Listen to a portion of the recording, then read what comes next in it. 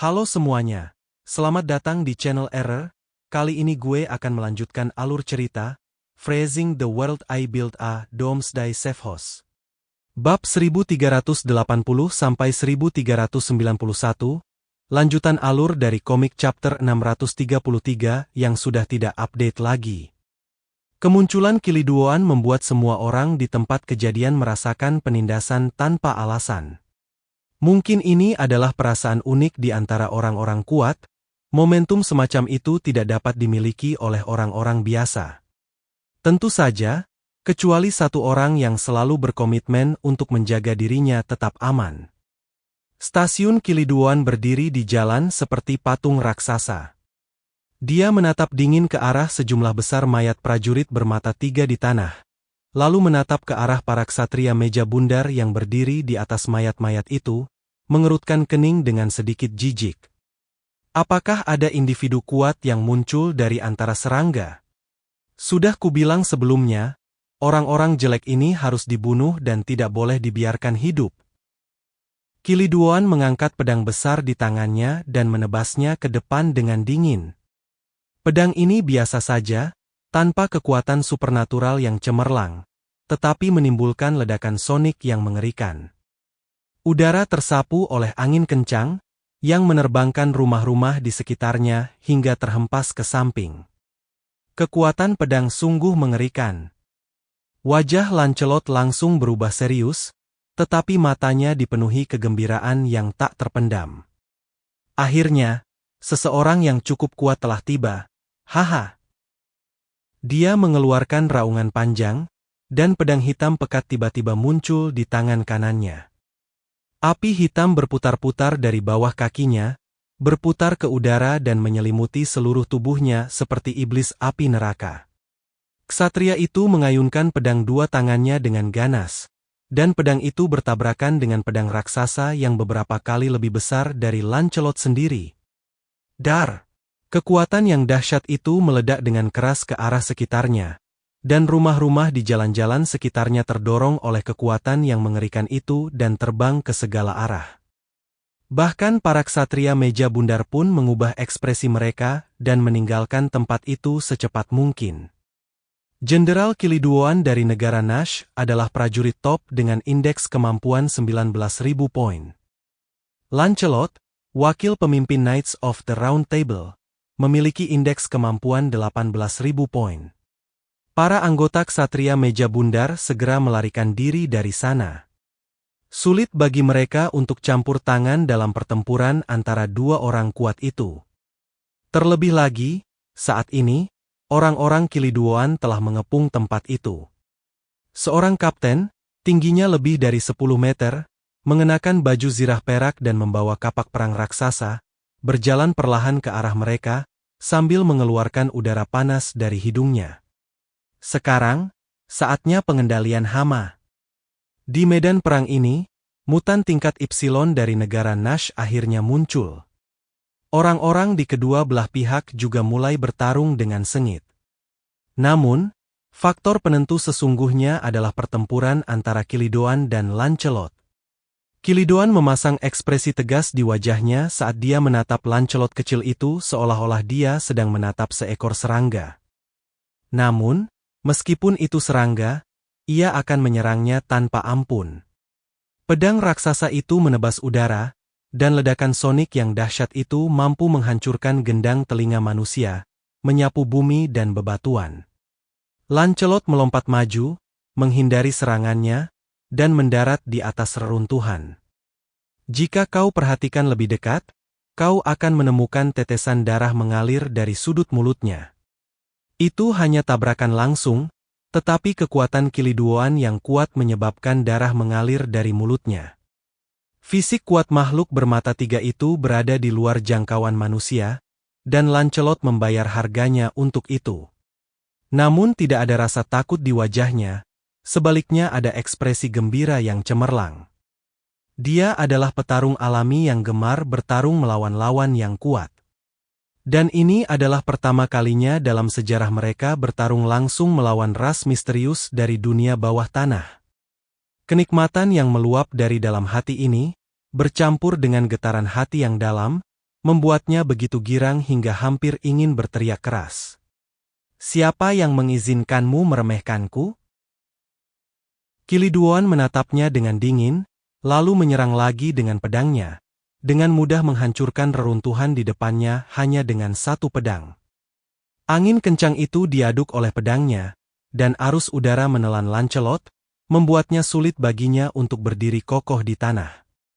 Namun ia masih berhasil menancapkan kakinya ke tanah, meninggalkan dua alur yang dalam. Conger! Di tangan kirinya muncul perisai pelindung gelat, dan di tangan kirinya muncul pedang penakluk Kanger yang berwarna hitam pekat. Ini adalah salah satu kemampuannya pedang dan perisai. Sebagai seorang ksatria, ini melambangkan penaklukan dan perlindungan, dan merupakan kemuliaannya. Sesuai namanya, Kanger memiliki kemampuan mematikan yang kuat, sementara Gelat memiliki kemampuan bertahan yang sangat kuat, yang mampu menyebarkan kekuatan serangan frontal hingga batas maksimal. Menghadapi raksasa putih besar di depannya, Lancelot tertawa dan bergegas ke arahnya. Itu seperti seekor semut yang menyerang raksasa, tetapi semut ini luar biasa cepat. Begitu hebatnya sehingga Kiliduan pun mengerutkan kening, marah dan tak berani ceroboh di saat yang bersamaan. Dia mengerti bahwa serangga di depannya itu luar biasa dan pastinya tidak sebanding dengan serangga-serangga di negara Nash yang hanya tahu cara mencuri makanan dari tong sampah. Bom! Bom! Bom! Pedang raksasanya menebas bagaikan badai, dan energi pedang menyelimuti seluruh ruang di sekitarnya. Bahkan tekanan angin pedang itu menyebabkan bumi hancur berkeping-keping. Pada saat yang sama, dia menghentakkan kaki besarnya tanpa ampun, mencoba menghancurkan Lancelot dengan satu tendangan. Mata Lancelot menjadi lebih dalam. Apakah seperti ini rupa neraka? Aku percaya Tuhan, dan aku telah melihat neraka yang kau prediksi. Api hitam pekat muncul dari tato 666 di wajahnya. Api tak berujung menyebar di sekitar Kilidoan seperti badai hitam. Bara langit yang jatuh. Lancelot percaya pada setan di neraka, dan api yang digunakannya adalah api neraka yang dapat membakar jiwa orang. Menghadapi semua ini, wajah Kiliduan tetap tanpa ekspresi. Berbagai ilusi rumit seakan muncul dari kobaran api hitam, membuatnya melihat hal-hal yang luar biasa. Namun tatapan matanya tetap tajam, lalu dia mengayunkan pedangnya dan menebas Lancelot. Manusia di bumi memiliki akses ke berbagai layanan yang nyaman sejak lahir. Jika kau ingin keluar, kau bisa naik mobil. Jika kau ingin berburu, kau bisa menggunakan pistol. Masyarakat negara Nash masih hidup dengan cara primitif mereka. Mereka memuja penggunaan kekuatan dan percaya bahwa kekuasaan absolut adalah hal terpenting di dunia. Oleh karena itu, Kiliduan telah mengayunkan pedang setiap hari sejak dia cukup umur untuk mengerti. Dia adalah mesin pembunuh berdarah dingin. Bagi Lancelot yang melompat, benda di matanya hanyalah serangga mewah yang tidak dapat memengaruhi pikirannya sedikitpun. Pedang raksasa itu memotong, menyapu, menusuk dan memotong, sederhana dan tidak mencolok, tetapi setiap gerakannya sangat mematikan. Jika Lancelot terkena sekali, tubuhnya akan hancur meskipun ia mengenakan seragam tempur tingkat tinggi. Kalau digosok pun, ada bagian tubuh yang busuk jadi pasta daging. Kiliduan, yang memiliki keunggulan mutlak dalam hal kekuatan, hanya meremehkan metode pertarungan mewah tersebut. Satu kekuatan dapat mengalahkan 10 keterampilan, itulah taktik raja yang paling sederhana. Kiliduan menghadapi Lancelot, dan pertempuran sengit terjadi di antara mereka. Namun, ketika mutan teratas umat manusia berhadapan dengan jenderal bermata tiga, ia mengalami kerugian besar sejak awal. Gaya bertarung Kiliduan tidak berlebihan, hanya berdasar pada estetika kekerasan, gerakan pedang yang dahsyat, kelincahan, dan kecepatan yang tidak sesuai dengan ukuran tubuhnya. Setiap gerakannya menimbulkan badai besar, dan bahkan Lancelot yang menembak dengan kekuatan penuh pun kesulitan menemukan kelemahannya. Namun meski begitu, Dia masih ingin bertarung dan menyerang Kiliduoan dengan pedang di tangannya. Dar! Pedang raksasa Kilidoan menghantam perisai pelindung Glad dengan keras. Kekuatan dahsyat itu menyebabkan udara terdistorsi, dan gelombang kejut tak terlihat menyebar ke segala arah seperti riak. Puluhan hektar lahan di sekitarnya telah berubah menjadi lubang besar yang dalam, tidak mampu menahan kekuatan manusia.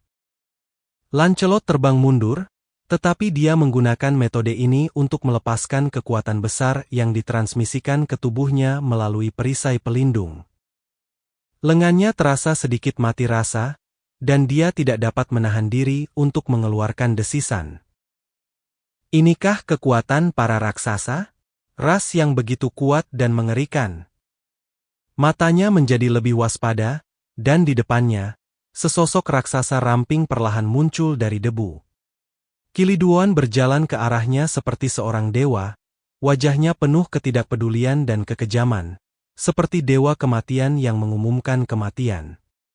Mulut Lancelot berdarah, tetapi dia tertawa terbahak-bahak ke arah langit. Aku, ksatria neraka, telah jatuh ke dunia bawah. Dengan darahku, aku akan mewarnai bendera surga pemberontak menjadi merah. Ketika sayap malaikat patah dan ia jatuh menjadi debu, aku akan menyanyikan himne malapetaka dengan tenggorokanku yang terkoyak. Nyanyian nyaring diiringi alunan lagu kuno bergema di udara, dan kekuatan dahsyat keluar dari tubuh Lancelot.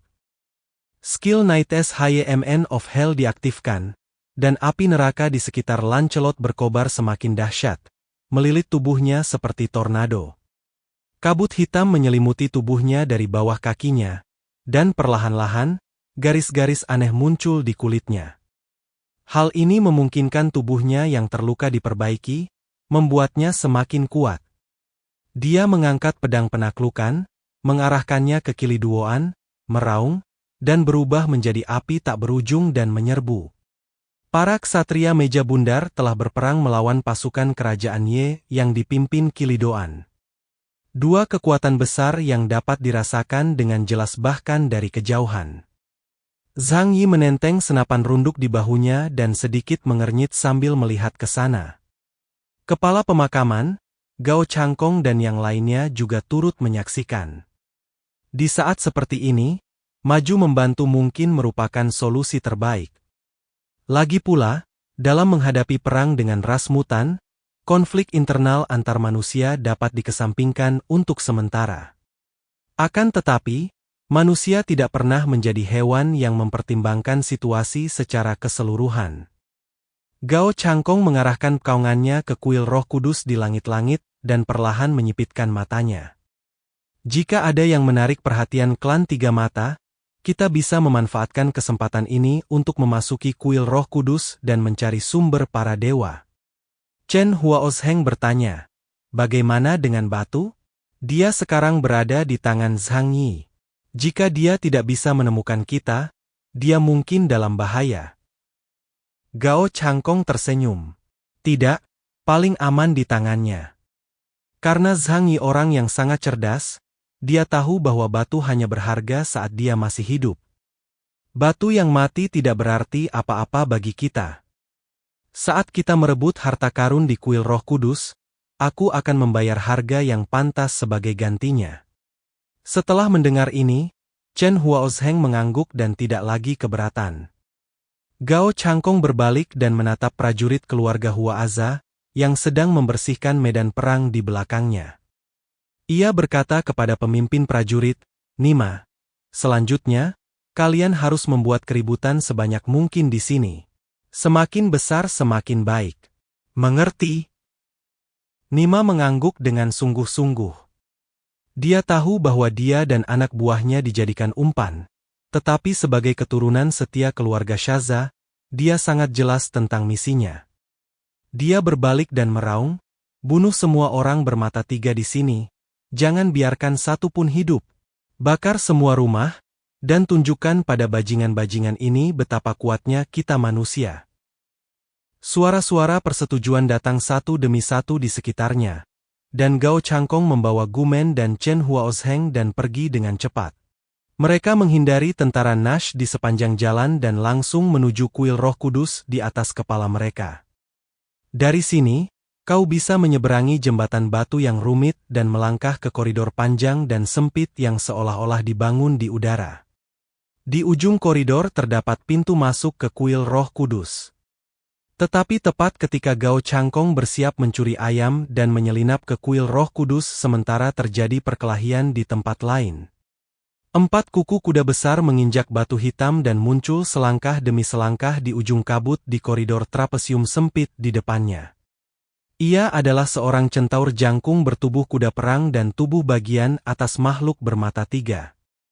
Ia diselimuti baju zirah abu-abu keperakan dan mengenakan helm bertanduk bengkok di kepalanya. Lengannya, setebal tiang pintu, menyekaung tombak panjang seorang ksatria di bahunya. Saat dia muncul, udara di sekelilingnya tampak membeku. Gao Changkong dan 2 orang lainnya merasakan ketakutan akan kematian darinya. Orang yang telah membunuh cukup banyak orang akan memiliki aura yang disebut niat membunuh. Benda ini tidak dapat dilihat atau dicium, tetapi semua orang dapat merasakannya dengan jelas. Dikatakan bahwa setiap makhluk hidup secara naluriah akan melepaskan hormon biologis saat mati untuk mengingatkan teman-temannya agar menjauhi bahaya. Jadi, aku tidak tahu berapa banyak orang yang telah dibunuh oleh orang ini. Dia berjalan perlahan sambil menatap Gao Changkong dan 2 orang lainnya dengan tatapan menggoda. Beraninya seekor serangga mengingini kuil Roh Kudus? Menarik sekali. Charna Hue, jenderal besar negara Nash, menunggangi centaur dengan tombak. Indeks kemampuan, 20.000 poin, level kereta hitam. Gao Changkong menyipitkan matanya dengan serius. Dia tidak menyangka akan bertemu Ipsilon kedua dari negara Nash secepat ini di sini. Terlebih lagi, aura orang ini tampaknya lebih menakjubkan daripada Qi Liduoan sebelumnya. Apakah ini penjaga jalan menuju kuil Roh Kudus? Suara Gao Changkong terdengar sedikit tak berdaya, tetapi matanya yang terfokus menunjukkan bahwa ia siap bertempur. Pertempuran kelas Ipsilon lainnya telah pecah. Momentum itu cukup mengejutkan sehingga bahkan Zhang Yi, yang dengan santai membidik prajurit Nash di kejauhan, tidak dapat menahan diri untuk tidak menoleh ke samping. Daya tangkalnya yang dahsyat tampaknya tak kalah hebat dari Burial Master. Bangsa Nash memang punya cukup banyak individu yang kuat. Lagi pula, kebanyakan dari mereka hanya perlahan-lahan menjadi lebih kuat setelah terdampak kiamat. Kalau tidak, dengan pengaruh jangka panjang dari bakat ras mereka, siapa yang tahu betapa mengerikannya mereka nantinya. Mungkin dia akan menjadi dewa iblis Titan dari mitos dan legenda. Zhang Yi agak ketakutan. Namun, ia tidak peduli dengan hal-hal ini. Timnya memiliki tujuan terkecil dan tindakan paling fleksibel. Lagi pula, dia tidak mengincar yang kuat. Semua orang yang dilihatnya adalah targetnya.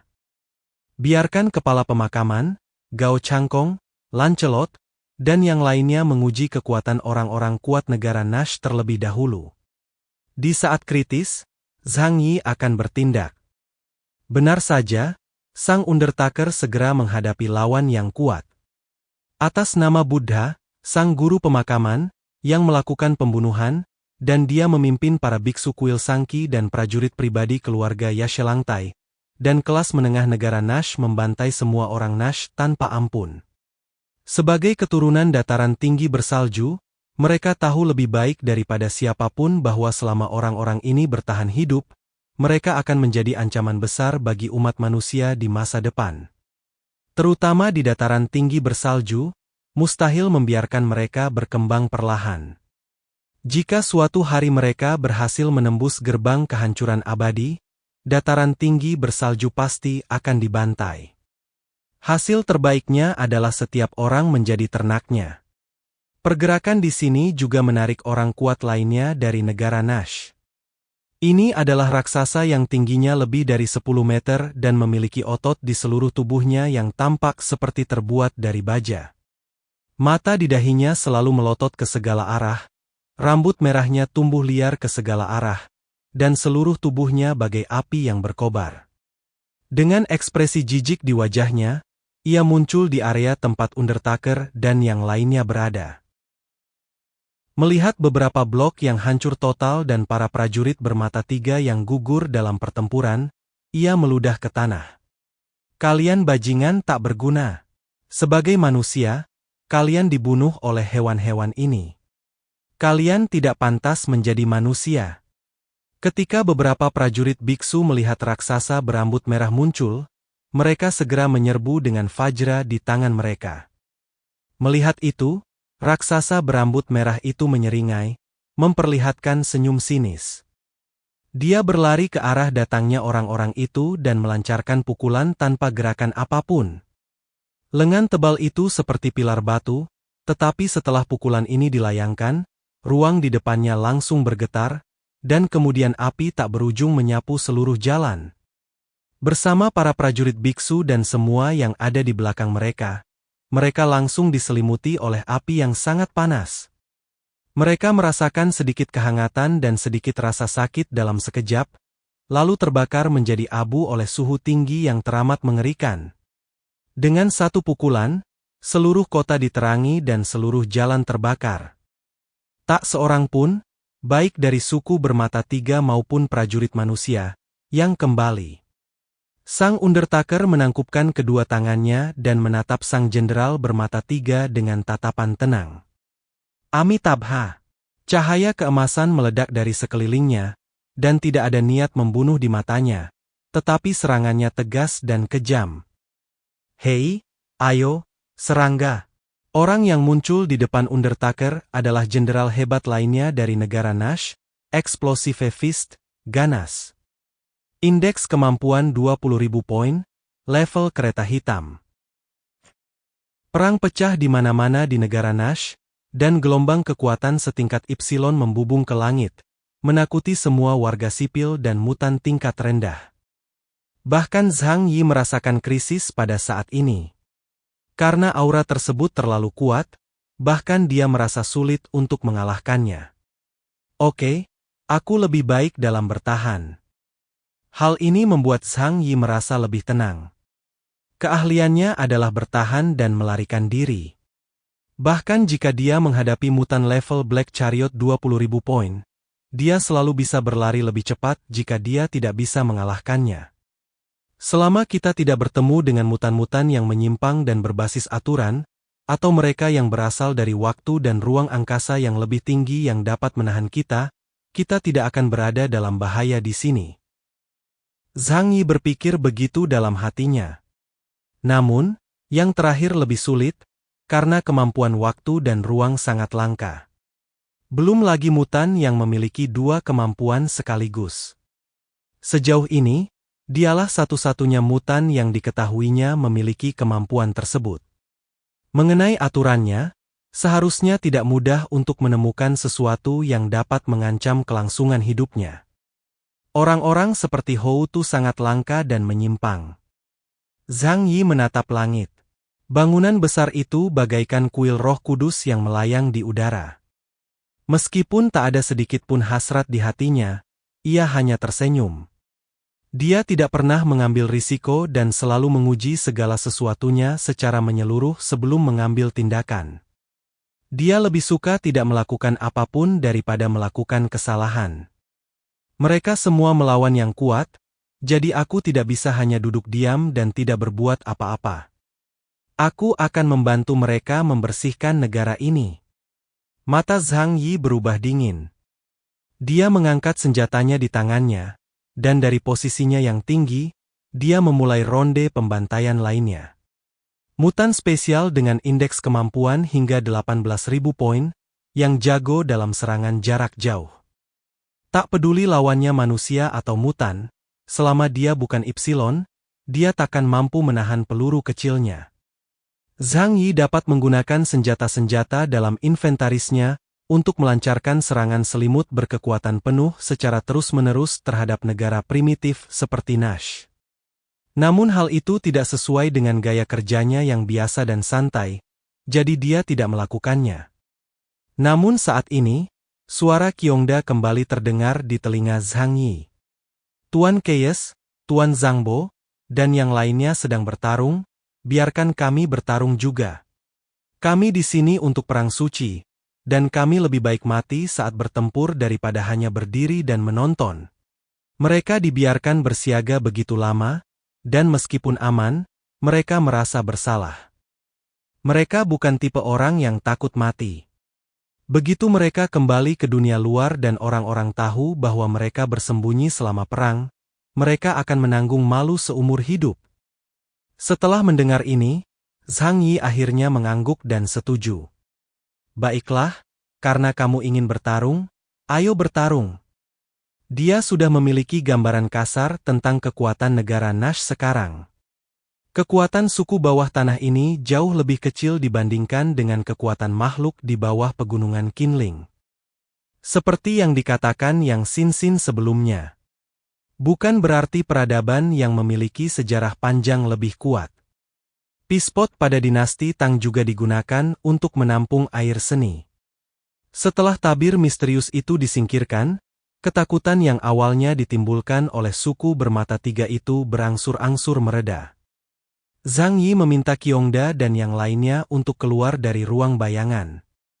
Hanya ada beberapa lusin dari mereka, dan di antara 500 orang asli, sebagian besar dari mereka memiliki kekuatan rata-rata diatur oleh Zhang Yi untuk tetap tinggal untuk membersihkan medan perang kerajaan iblis. Itu hanya karena Zhang Yi percaya bahwa ketika kau mencapai dasar jurang iblis, jumlah orang bukan lagi yang terpenting. Oleh karena itu, meskipun jumlah orang di sini hanya puluhan orang, mereka semua adalah yang paling elit di antara 500 orang itu, dan masing-masing dari mereka adalah orang yang luar biasa dengan kekuatan yang luar biasa. Mereka akhirnya muncul di tanah negara Nash, merasakan api peperangan dan pertempuran sengit di sekeliling mereka, dan darah di hati mereka telah membara. Saudara-saudara, bunuh semua mutan ini. Qiongda mengangkat tenggorokannya dan meraung ke langit, lalu mengangkat tongkat berlian di tangannya dan bergegas menuju prajurit Nash di depannya. Zhang Yi tidak ikut masuk ke medan perang. Dia hanya membunuh mereka satu persatu dari kejauhan. Dengan penyamarannya, Qiongda dan yang lainnya tak terhentikan dan dengan mudah mengalahkan beberapa tim prajurit Nash. Setelah itu, setelah memastikan tidak ada bahaya di sekitar, Liang Yu, Paman Yu, Fatisu, dan Huao juga ikut bergabung dalam pertempuran. Zhang Yi sangat berhati-hati. Dia membunuh paling banyak orang, tetapi paling sedikit bersuara. Di tempat ini, di mana komunikasi kurang berkembang, sulit untuk menarik orang-orang kuat dari negara Nash. Namun, mungkin karena semakin banyak prajurit Nash yang meninggal secara diam-diam, hal itu selalu menarik perhatian orang lain. Saat Zhang Yi membidik bagian belakang kepala mutan Nash, dia tiba-tiba merasakan ruang di sekelilingnya menjadi gelap.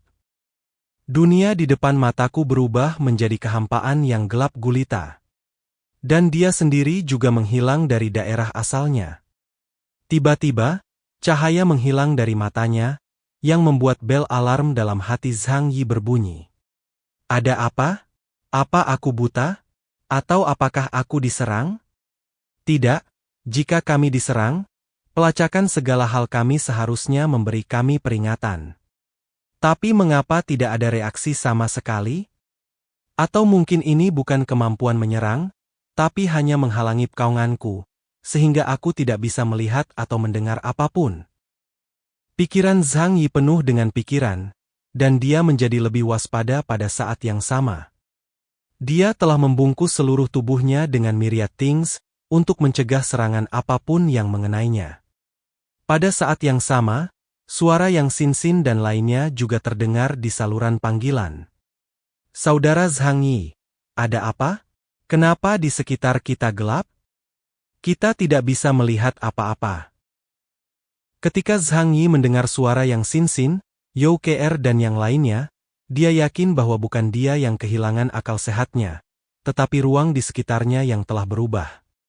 Akan tetapi, dia tidak menerima komunikasi apapun dari Paman Yu, Liang Yu, dan Fatisu. Zhang Yi segera menghubungi mereka, tetapi tidak mendapat respons sama sekali. Pada saat ini, dia segera mengonfirmasi satu hal. Dia pasti dibatasi oleh beberapa kemampuannya dan ditarik ke dimensi lain. Kemampuan yang berhubungan dengan luar angkasa?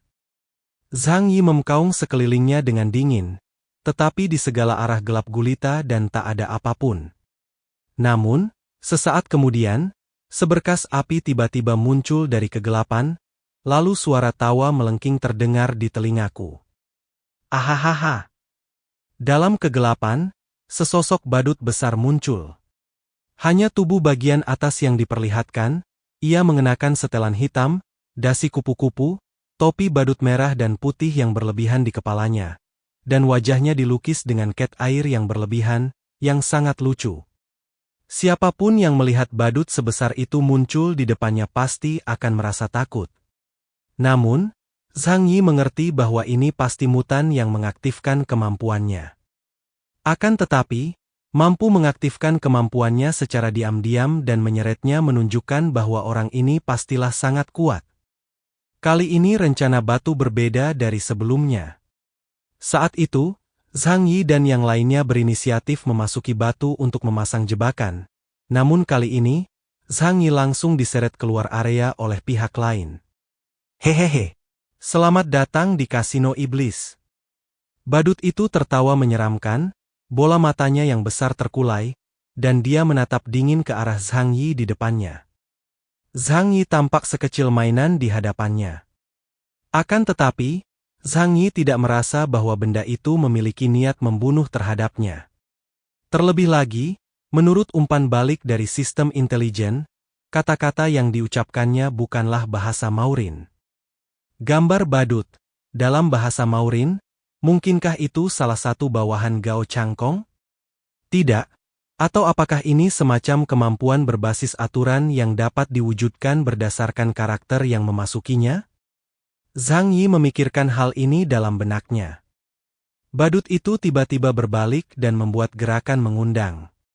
Dalam kehampaan yang gelap, seberkas cahaya tiba-tiba muncul, menerangi area di depan. Di sana muncul sebuah panggung dengan diameter tidak lebih dari 10 meter. Dan di tengah panggung terdapat meja yang ditutupi kain hitam. Di seberang meja duduk seorang raksasa bermata tiga yang mengenakan pakaian putih indah dan topi runcing putih. Dia perlahan mengangkat kepalanya, memperlihatkan wajahnya yang pucat dan tak berdarah di balik topinya. Mata sipitnya dipenuhi dengan senyuman saat dia menatap mangsanya. Kemudian dia mengangkat topinya, seolah memberi hormat kepada Zhang Yi. Selamat datang di Kasino Iblis, tamu terhormat. Pria itu berkata demikian. Tetapi Zhang Yi Gen tidak mengerti apa yang dikatakannya. Tetapi saat ini, Zhang Yi sudah mengerti bahwa semuanya dilakukan oleh pria di depannya. Apakah ini aturan Kasino Iblis? Badut adalah perwujudan kemampuannya. Ia akan menjelaskan aturan permainan kepada mangsanya. Jadi meskipun aku manusia, ia tetap bisa berkomunikasi denganku sesuai aturan. Tapi aku masih tidak bisa mengerti bahasa suku tiga mata. Pada saat ini, suara mekanis datang dari sistem cerdas. Berdasarkan memori bahasa, Hua, kami telah menganalisis bahasa suku tiga mata dan dapat melakukan penerjemahan secara langsung secara bersamaan. Zhang Yi tinggal di negara Nash selama beberapa waktu, dan dengan bantuan bunga manusia setempat, ia mengumpulkan banyak informasi bahasa. Secara keseluruhan, hal ini memungkinkan sistem cerdas menerjemahkan bahasa suku tiga mata dengan mudah. Tak lama kemudian, Zhang Yi mengerti bahasa suku tiga mata. Dia menatap dingin makhluk bermata tiga raksasa itu. Siapa kamu? Lelaki bermata tiga itu tersenyum samar, tikus aneh yang tak berbulu, apa kau bahkan tidak mengenaliku? Matanya tiba-tiba berubah dingin, dan tubuhnya yang besar condong ke depan. Atau kamu bukan tikus gundul yang asli negara Nash, melainkan datang dari luar? Zhang Yi mencibir dan tidak menjawab pertanyaannya. Namun dia telah mengambil penghakiman suci di tangan kanannya. Tepat saat ia ingin bergerak, Entah mengapa ia merasakan ada suatu kekuatan yang membatasi gerakannya. Hal ini membuat Zhang Yihuan merasa terkejut. Dia bahkan tidak bisa keluar. Bukan saja dia tidak bisa bergerak, dia bahkan tidak bisa menggunakan kekuatan supranaturalnya untuk menyerang.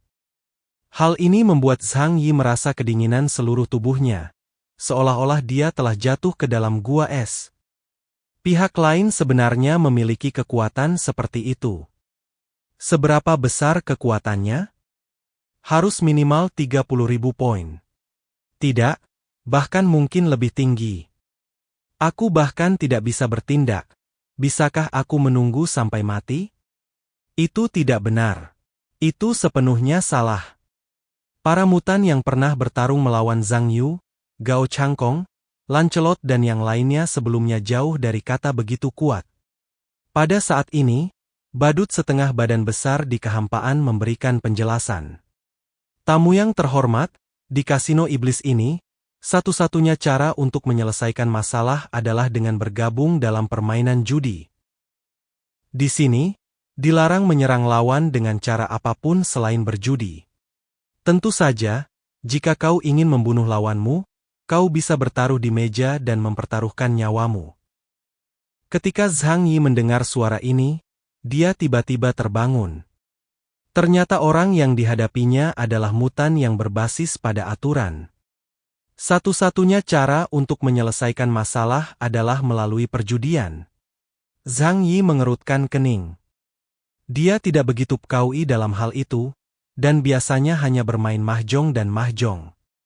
Adapun lelaki bermata tiga di seberang sana yang berpakaian putih nan elok, karena ia memiliki kemampuan seperti itu, ia pastilah seorang penjudi kawakan. Sejak awal, peluangnya tidak berpihak padanya. Pada saat ini, suara yang sinsin terdengar di telinga Zhang Yi. Kakak, selama sistemnya berbasis aturan, pasti ada cara untuk memecahkannya. Judi adalah permainan probabilitas dan psikologi. Dengan aku di sini, kau tidak perlu khawatir tentang itu. Zhang Yi berkata, tapi keberuntungan juga berperan besar. Bukankah itu berarti aku mungkin mati di sini? Yang Sinsin berkata, jadi, kita perlu mencari tahu aturannya dulu. Kenapa tidak tanya badut di sebelah kita?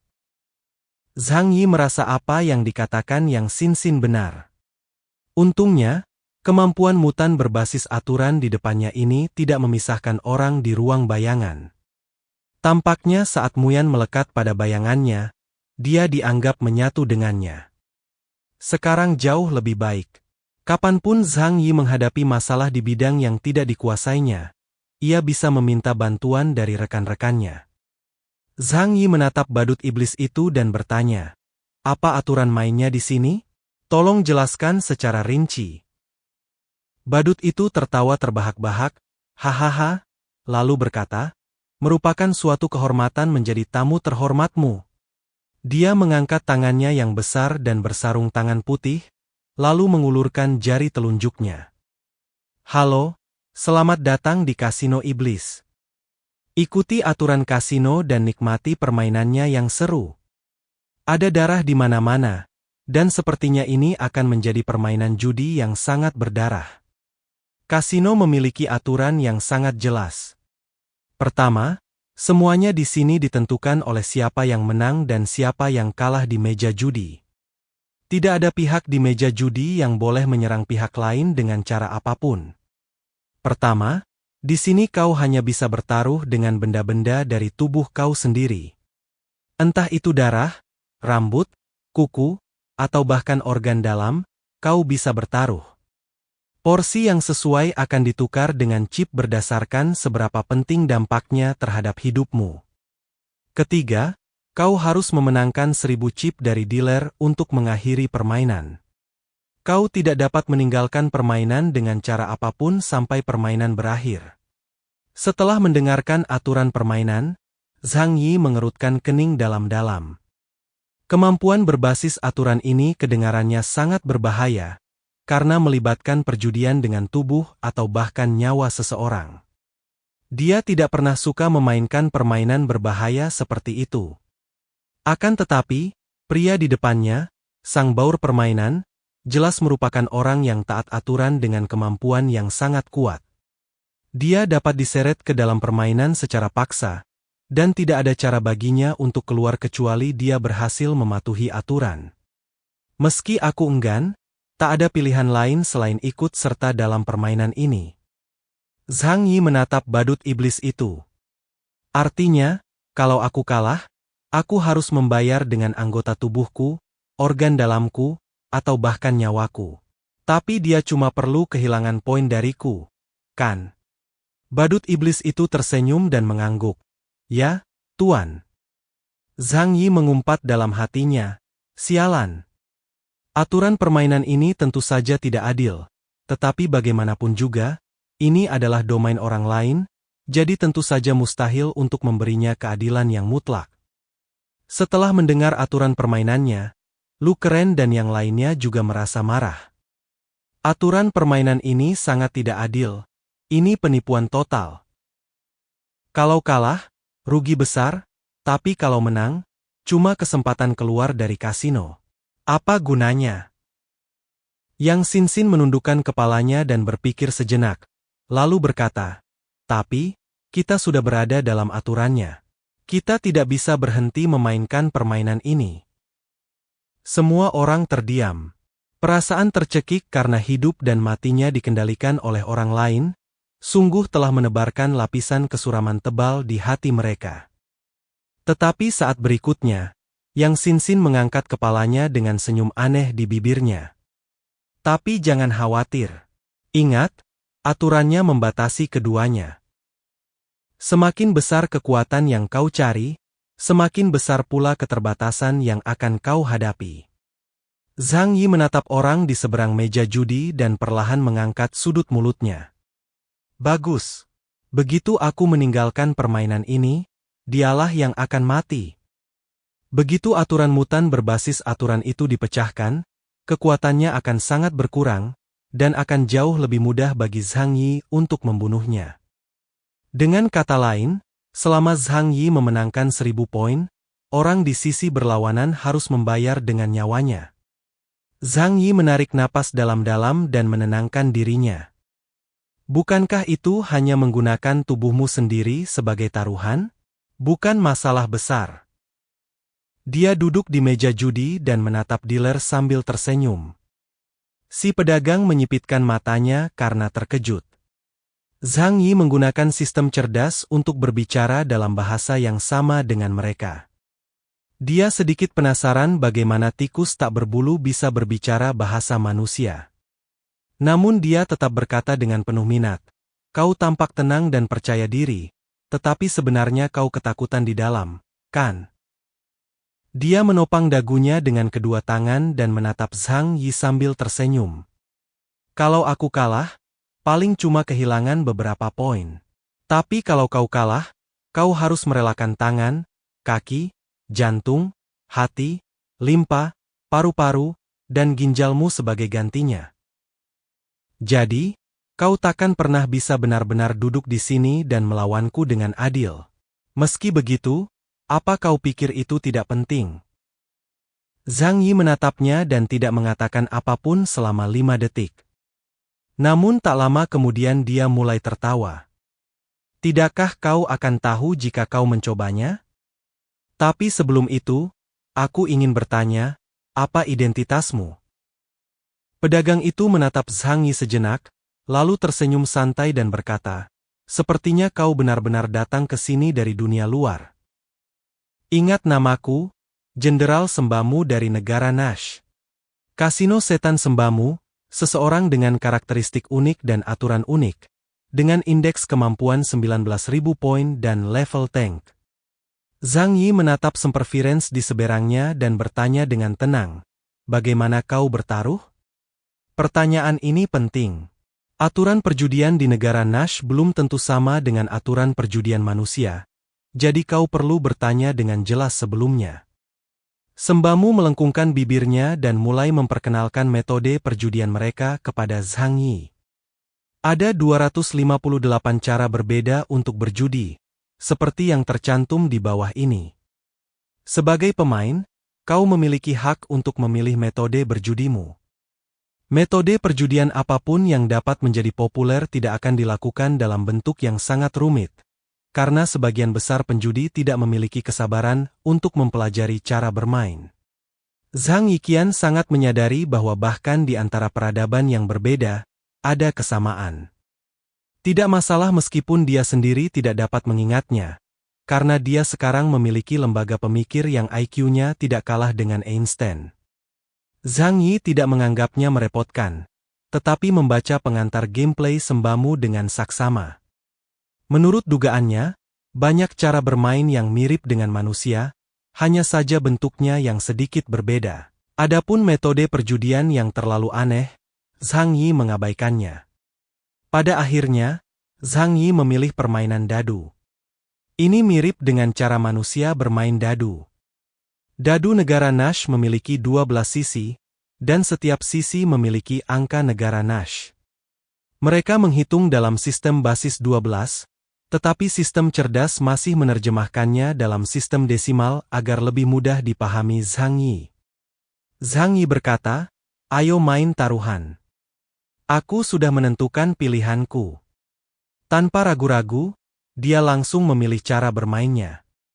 Sebagai pemain amatir murni, semakin rumit aturannya, semakin merugikan baginya. Karena orang yang ada di hadapannya pastilah seorang master. Pilihan yang cerdas.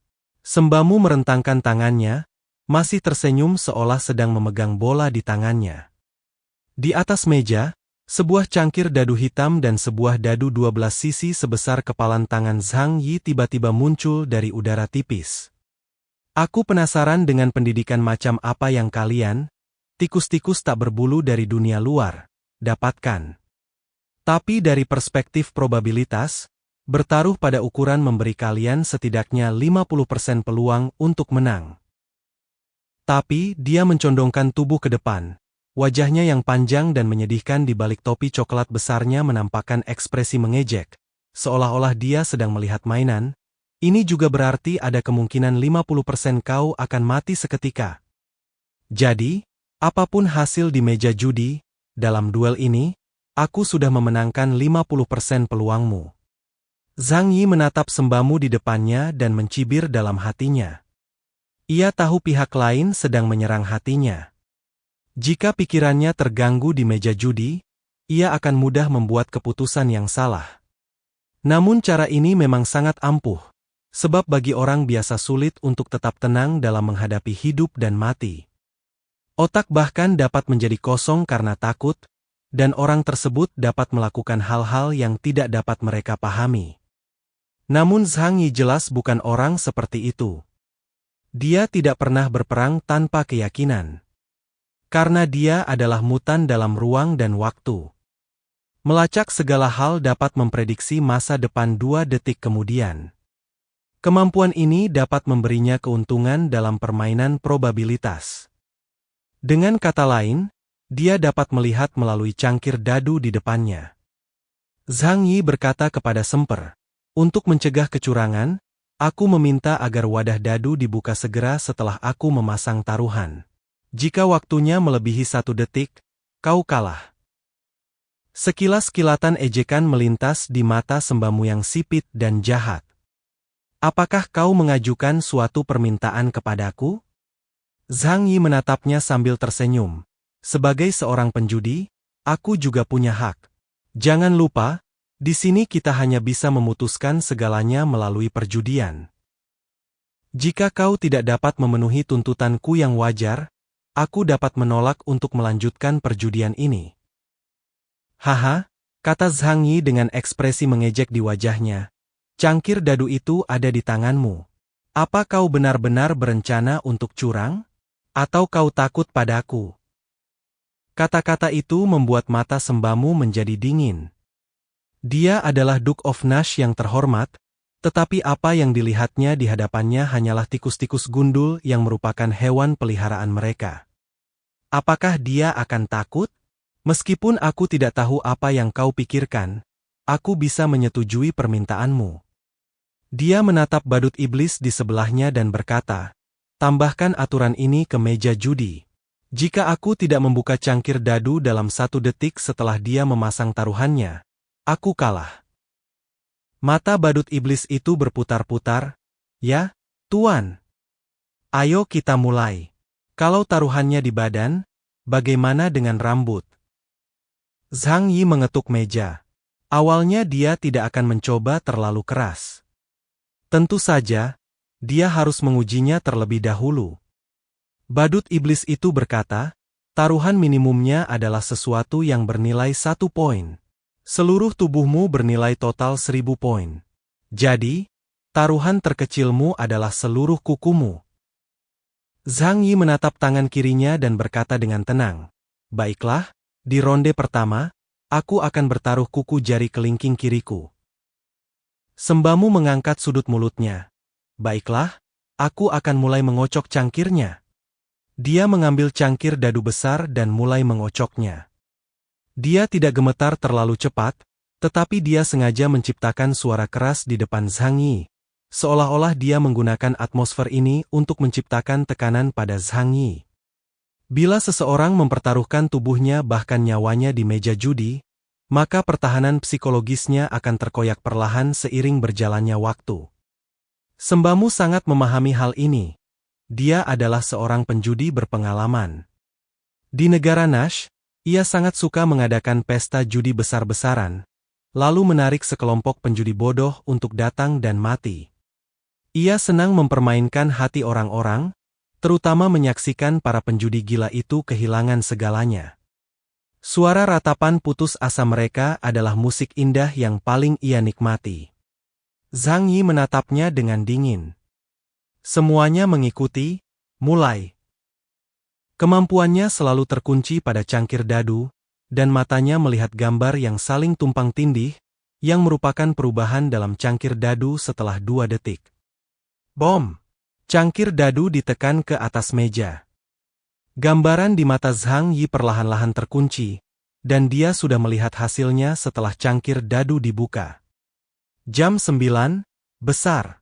Zhang Yi ragu sejenak, lalu menatap Semper dengan waspada dan berkata, aku bertaruh pada yang besar. Sembamu mengangkat sudut mulutnya, mengulurkan tangan untuk membuka cangkir dadu, dan setelah melihat poinnya, dia tersenyum. Kau beruntung. Kau menang taruhan pertama. Sayang sekali kau cuma bertaruh kuku. Kalau kau bertaruh hati, kau pasti sudah menang 1000 poin sekarang. Nada bicara Sembamu penuh godaan. Ini memang sangat menggoda, tetapi Zhang Yi tidak akan tertipu. Peraturan di meja judi tidak sesederhana itu. Pada saat ini, papan skor muncul di sebelah badut iblis, dengan angka 1 di atasnya, yang dapat dipahami Zhang Yi. Lebih baik mencegah daripada menyesal. Sebaiknya aku berhati-hati di meja judi orang lain. Zhang Yi berkata sambil tersenyum. Permainan kedua berlanjut, dan kali ini, Zhang Yi masih menang. Tetapi taruhannya masih 1 poin, jadi sekarang taruhannya adalah 2 poin. Pada permainan ketiga, Zhang Yi menaikkan taruhannya. Kali ini dia mempertaruhkan seluruh 2 poin di tangannya. Namun sayang, dia kalah dalam permainan ini. Beritanya adalah Zhang Yi kalah dengan sengaja. Dia tidak membabi buta mengungkapkan kemampuannya. Kalau saja dia bisa menang 2 kali berturut-turut, itu adalah keberuntungan. Namun, jika dia menang untuk ketiga kalinya juga, maka Semper pasti akan meragukan kemampuannya. Jadi, penipuan itu perlu. Setelah 3 putaran, situasi di meja judi kembali ke keadaan sebelumnya. Senyum di wajah Sembamu semakin lebar. Sepertinya kau bekerja sia-sia. Kalau kau terus berjudi seperti ini, kau takkan pernah bisa meninggalkan kasino iblisku. Kata-kata ini membuat Zhang Yi menatap tajam. Apa yang akan terjadi jika dia tidak bisa meninggalkan kasino? Rupanya, kasino tersebut memiliki masalah yang belum dijelaskan. Apa jadinya jika orang-orang yang terseret dalam permainan judi tidak ikut bermain? Apa jadinya jika permainan judi diperpanjang tanpa batas waktu? Apakah itu akan membawa nasib buruk?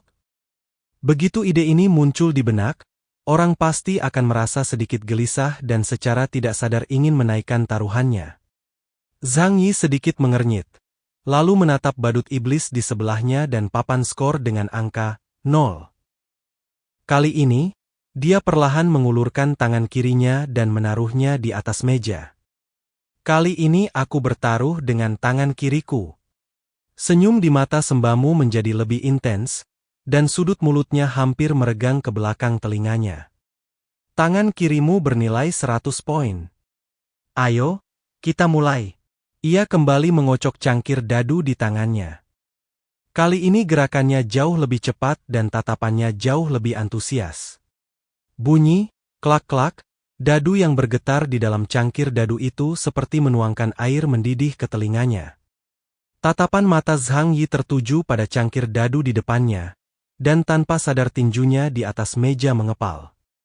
Setelah menunggu cukup lama, Semper akhirnya meletakkan cangkir dadu di atas meja. Beli dan tinggalkan. Tubuhnya yang besar menatap sosok kecil di hadapannya.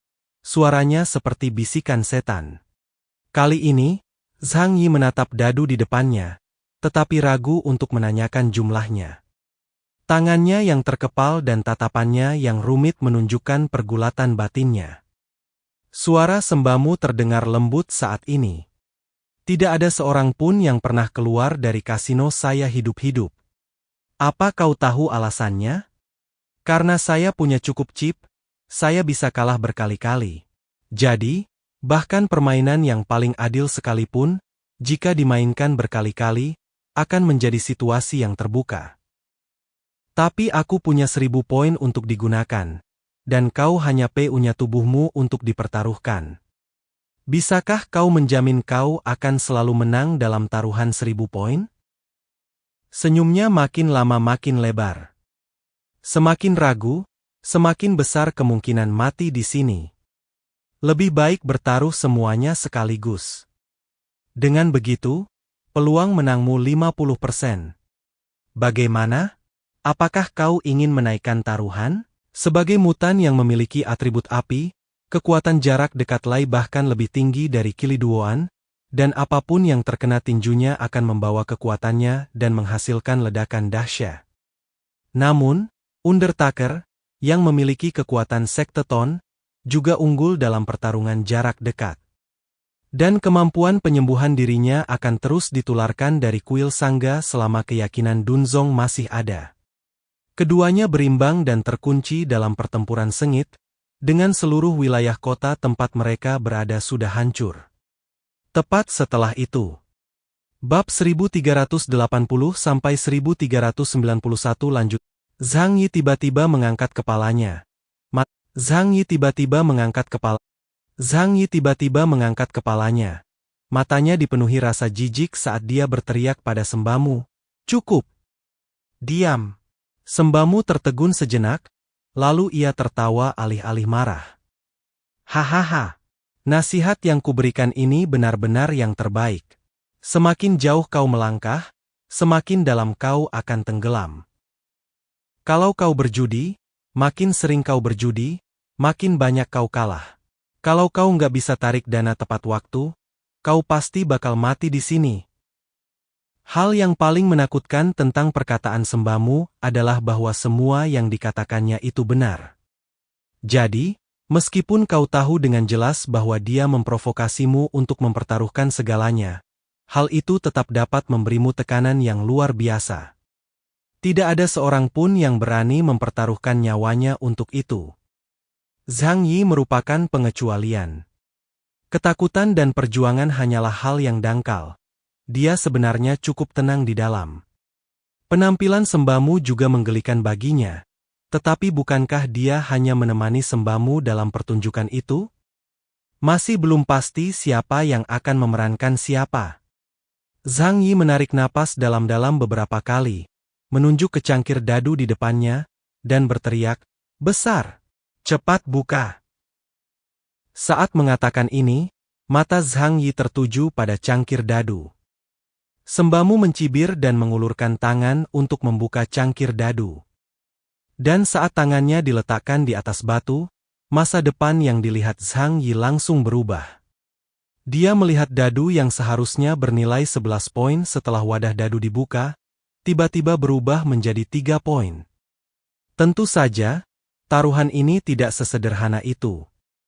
Sembamu yang menguasai peraturan kasino pun bisa berbuat curang. Zhang Yi menarik napas dalam-dalam. Untungnya, ia menahan diri dan tidak mempertaruhkan segalanya. Kalau tidak, ia pasti sudah kalah telak oleh aturan kasino. Sambam membuka cangkir dadu, memperlihatkan angka 3, lalu tertawa berlebihan pada Zhang Yi. Maaf, keberuntunganmu sangat buruk di ronde ini, hahaha. Dia tertawa terbahak-bahak, dan wajah Zhang Yi langsung pucat pasi. Di ruang bayangan, Youke Er dan yang lainnya juga tampak gugup. Bagaimana mungkin? Bagaimana mungkin Zhang Yi kalah? Dia jelas bisa melihat masa depan. Yang Xin berkata dengan tenang, jangan lupa, ini wilayahnya. Dia sudah menguasai aturannya dan tidak pernah bilang tidak akan curang. Ini tercela. Youke Er berkata dengan marah dan tertekan. Yang Mi berkata dengan cemas, jika demikian halnya, maka kita tidak bisa menang. Yang Xin berkata, jika kau ingin mengalahkan lawan, kau harus memahami aturannya. Dia terdiam sejenak, lalu berkata, pihak lainnya adalah mutan berbasis aturan kelas Y, eksistensi paling berbahaya dan misterius. Secara kasar, kau dapat memahami bahwa orang yang duduk di seberangnya adalah Guan Longyue, Hou Tu dari distrik Shengjing. Begitu kata-kata itu diucapkan, semua orang yang hadir merasakan hawa dingin di punggung mereka. Munculnya kasino membuat mereka merasa aneh, dan mereka lupa betapa berbahayanya pihak lain. Mutan Y berbasis aturan tingkat atas sudah pasti merupakan yang paling berbahaya di antara mutan. Terutama ketika Anda tidak jelas tentang aturan kemampuan pihak lain. Zhang Yi menatap dadu di depannya dan memerankan ekspresi keheranan dan ketakutan dengan tepat. Pada saat yang sama, tangan kirinya menghilang dari lengannya seperti hantu. Darah mengucur keluar, tetapi Zhang Yi sudah bersiap menghadapinya. Sistem medis cerdas pada pakaian tempur itu diaktifkan, menyuntiknya dengan obat, mengisolasi saraf nyerinya untuk sementara, dan menghentikan pendarahan pada waktunya. Dan tangan kiri itu tiba-tiba muncul di meja judi, di sebelah tangan kiri sembamu. Zhang Yi menarik napas dalam-dalam. Meskipun ia tidak merasakan sakit apapun, reaksi psikologis melihat bagian tubuhnya muncul di tempat lain masih sangat kuat. Kalau saja dia tidak meramalkan segalanya, dia pasti sudah kalah saat itu juga. Namun, Zhang Yi tampak relatif tenang. Ia duduk di kursi, menarik napas dalam-dalam, dan menatap sembamu di depannya dengan tatapan dingin. Seperti seorang penjudi yang putus asa untuk kalah, dia tidak mengatakan apa-apa dan meletakkan tangan kanannya. Di ronde ini, aku bertaruh pada tangan kananku, kuku di jari kelingkingku. Sembamu menatap Zhang Yi seolah sedang melihat mainan. Berhati-hati itu bagus. Tapi kalau terus main begini, kau harus menang 100 kali berturut-turut untuk mendapatkan kembali tanganmu. Meski berkata demikian, sembamu tetap mengocok cangkir dadu. Kali ini, Zhang Yi menebak angkanya dengan akurat. Sembamu tidak menggunakan metode curang apapun. Zhang Yi berpikir dalam hati, ada dua kemungkinan. Pertama, kemampuan curangnya memiliki batas aktivasi dan tidak dapat digunakan berkali-kali tanpa batas. Kedua, dia seperti saya, menyembunyikan kemampuannya. Jika saya terus kalah, saya juga akan menemukan bahwa dia memiliki kemampuan curang. Tapi sekarang, aku telah menemukan kemampuannya, tapi dia mungkin tidak tahu kalau aku bisa melihat masa depan. Ini adalah salah satu keuntungan terbesar saya saat ini. Meskipun kehilangan tangan kirinya, Zhang Yi tetap sangat tenang. Ia tidak panik, tetapi terus bertaruh dengan 1 poin yang dimilikinya. Berikutnya, Zhang Yi mengendalikan tingkat kemenangannya hingga 58%. Tingkat kemenangan ini memastikan bahwa ia tidak akan kehilangan bagian tubuh manapun lagi, sembari masih mampu terus menang secara perlahan. Secara bertahap, poin Zhang Yi mencapai 12 poin. Meskipun ia masih jauh dari mendapatkan kembali tangan kirinya dan meninggalkan kasino iblis, tingkat kemenangannya jelas lebih dari 50% yang dapat dirasakan oleh Sembamu sebagai seorang penjudi sendiri. Dia terus menggunakan kata-kata untuk merangsang Zhang Yi, berharap Zhang Yi akan memasang lebih banyak taruhan dalam permainan. Zhang Yi sangat kooperatif. Setelah ragu-ragu sejenak, ia memutuskan untuk bertaruh 5 poin sekaligus. Kali ini, ia menebak angkanya dengan benar, tetapi dikalahkan oleh Semper lagi dengan menggunakan metode curang. Zhang Yi, di sisi lain, menjadi sabar. Secara perlahan, serpihan aturan kemampuan Sembamu disusun, menunggu teka-teki kemampuannya rampung sepenuhnya, yang akan menjadi momen bagi Zhang Yi untuk melakukan serangan balik. Perjudian terus berlanjut dan segera saja 100 putaran itu berakhir. Sejak kehilangan tangan kirinya, Zhang Yi tidak pernah kehilangan bagian tubuhnya lagi. Hal ini membuat wajah Sembamu berangsur-angsur menjadi serius. Meskipun ia berada di atas angin, ia tak mampu mengalahkan tikus tak berdaya di hadapannya untuk waktu yang lama. Hal ini sungguh tak dapat ia terima dalam hatinya, karena ia bangga dengan kemampuan berjudinya.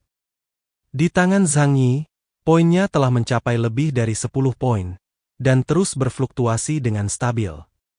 Sekarang setelah dia punya uang, dia tidak mau lagi berjudi dengan bagian tubuhnya. Sembamu merasa ini sangat membosankan.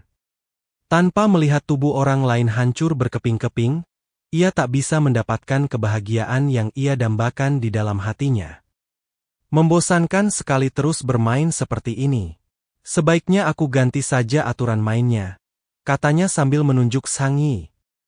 Mulai sekarang, kalau kau mempertaruhkan anggota tubuh dan organ dalammu, aku bisa memberimu poin 2 kali lipat kalau kau menang.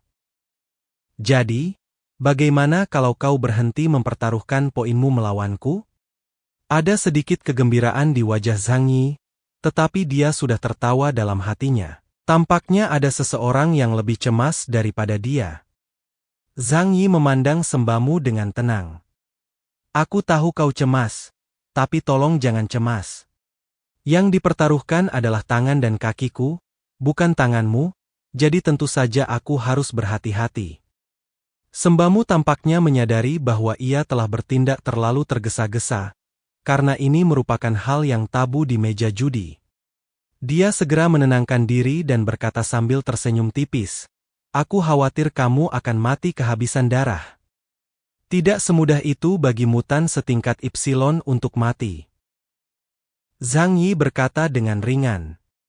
Sembamu tidak dapat memahami produk teknologi seperti seragam tempur, yang juga merupakan keuntungan dari kesenjangan informasi yang dimiliki Zhang Yi. Namun, Zhang Yi juga tahu bahwa jika taruhannya tidak cukup tinggi, Sembamu tidak akan menggunakan kemampuan curangnya. Dengan cara ini, Zhang Yi tidak akan bisa mendapatkan lebih banyak fragmen aturan. Maka dia berkata, "Tapi usulmu benar-benar membuatku bersemangat.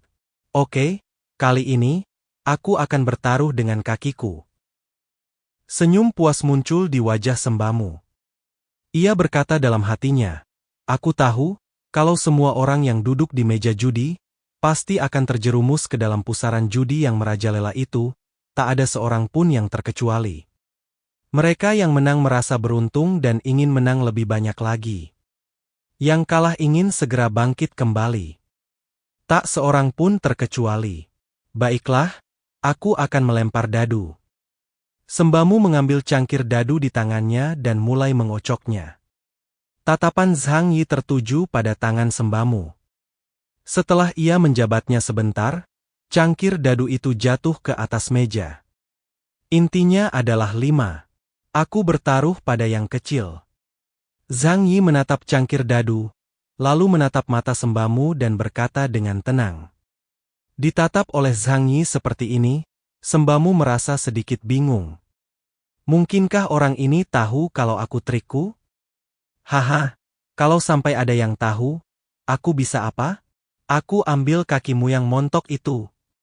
Dia mengulurkan tangan dan membuka wadah dadu, dan angka di bagian depan dadu itu adalah 12. Wajah Sembamu berseri-seri dengan senyum yang berlebihan, dan dia tertawa terbahak-bahak, sayang sekali. Kau kalah lagi kali ini, dan kakimu juga milikku. Kaki Zhang Yi menghilang dengan cara yang sama, dan kemudian muncul di ruang kosong di atas meja di sebelah tangan Semper. Tidak ada ekspresi di wajahnya, dan sulit mengetahui apa yang sedang dipikirkannya.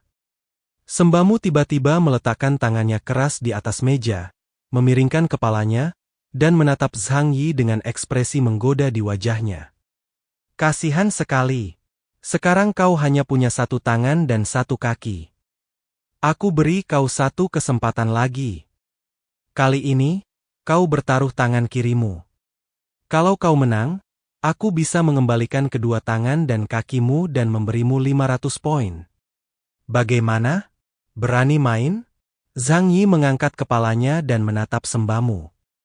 Setelah menatapnya sejenak, ia mengangguk perlahan. Bagus. Sembamu tertegun sejenak. Dia mengira Zhang Yi akan menjadi gila, wajahnya merah, dan dia akan kesakitan dan kebingungan. Tetapi dia tidak menyangka Zhang Yi akan setuju dengan begitu tenang. Oh, aku sedikit meremehkanmu. Katanya pelan. Zhang Yi menatapnya tanpa ekspresi apapun. Kau benar-benar meremehkanku. Sembamu tertegun. Namun saat dia tengah tertegun, di dalam kasino iblis yang gelap, sebuah lubang hitam pekat tiba-tiba muncul di samping Zhang Yi. Lalu, seorang wanita cantik bergaun panjang keluar. Youke mendatangi Zhang Yi dan meletakkan tangannya di lengannya yang patah dengan ekspresi lembut namun agak tertekan. Sebuah bola cahaya putih muncul dari telapak tangannya. Saat berikutnya, Zhang Yi sedikit mengernyit, dan dari lengannya yang patah, daging dan tulang tumbuh keluar dengan cara yang aneh disertai suara embusan. Meskipun saraf nyeri tersumbat, sensasi pembelahan sel yang cepat dan regenerasi daging dan darah dalam jumlah besar masih membuat tubuhnya terasa sedikit tidak nyaman. Pemandangan itu membuat Sembamu terbelalak lebar, tak percaya dengan apa yang dilihatnya. Apa-apa? Youke menggunakan metode yang sama untuk membuat Zhang Yi menendang kakinya lagi. Anggota tubuhnya sedikit pucat, tetapi dengan kemampuan transformasi daging dan darah, mereka tidak berbeda dari sebelumnya. Youke, mutan medis dengan indeks kemampuan 9.000 poin. Baginya, reproduksi daging dan darah hanyalah operasi dasar. Terutama regenerasi bagian tubuh yang tidak vital seperti tangan dan kaki, bisa dilakukan hanya dengan memanfaatkan kekuatan super untuk merangsang sel agar beregenerasi. Sejak awal, ketika Zhang Yi tahu bahwa pertaruhan ini akan membutuhkan pengorbanan anggota tubuh, dia merencanakan segalanya. Oleh karena itu, dia sama sekali tidak khawatir akan dipotong-potong. Setelah Youke selesai, Yang Mi juga berjalan keluar dari ruang bayangan dan memberinya makanan supernatural untuk memulihkan kekuatan supernatural dan kekuatan fisiknya. Lagi pula, aku baru saja pulih dan perlu mengisi kembali tenagaku. Dua wanita cantik berdiri di samping Zhang Yi, melayaninya dengan penuh perhatian. Sembamu sudah tercengang. Dari mana? Dari mana mereka berasal? Kenapa mereka muncul di kasinoku? Dia meraung dengan marah. Setelah memperoleh kemampuan ini, berapa kali dia tidak memanipulasi orang lain di telapak tangannya? Ini adalah pertama kalinya situasi menjadi tidak terkendali, dan hal itu membuatnya marah. Kau curang. Ini benar-benar curang. Dia menunjuk Zhang Yi dan berkata dengan marah. Kalau kalah, nyawa yang harus dibayar. Tapi kenapa bisa kalah lagi? Zhang Yi menatapnya dengan tenang, dengan sedikit ejekan di matanya. Bukankah kau yang membuat aturannya? Aku tidak melanggar aturan mainnya. Lagi pula, ngomong-ngomong soal curang, tatapan mengejeknya semakin tajam. Bukankah kau yang curang duluan? Sembamu terdiam sesaat, tatapan matanya berubah dingin. Sepertinya kau sudah tahu kemampuanku. Zhang Yi berkata, tidak seorang pun seharusnya memperlakukan orang lain sebagai orang bodoh. Ia mengulurkan tangan kirinya yang telah tumbuh kembali kepada sembamu. Sekarang, kau masih menginginkan lenganku? Ambillah, sebanyak yang kau mau. Tentu saja, ini agak berlebihan. Pembelahan sel juga terbatas jumlahnya.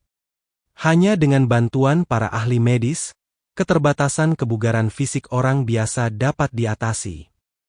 Namun, itu sepenuhnya cukup untuk menangani permainan judi ini. Sembamu menggertakkan giginya, dan fitur-fitur aneh di wajah pucatnya pun berubah total. Baiklah, ayo kita lanjutkan. Tapi kau tak punya peluang untuk mengalahkanku. Zhang Yi tidak berkata apa-apa, hanya menatapnya dengan mata yang sangat tenang. Ekspresi tak tergerak inilah yang membuat sembamu paling marah.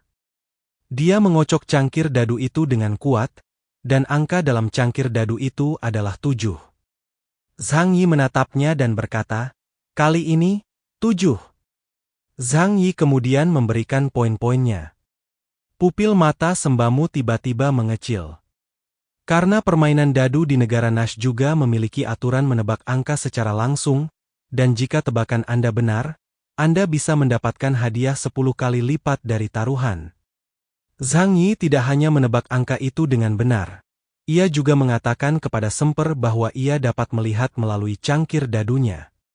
Tangan sembamu membeku di udara, tetapi dia segera tersada dan segera membuka cangkir dadu.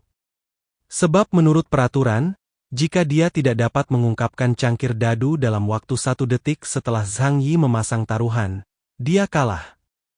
Dan poin setelah kotak itu dibuka telah diubah menjadi 1 poin olehnya. Zhang Yi kehilangan tangan kirinya, tetapi senyum kemenangan muncul di sudut mulutnya. Dia memandang sembamu yang kulitnya makin pucat karena ketidaksabarannya.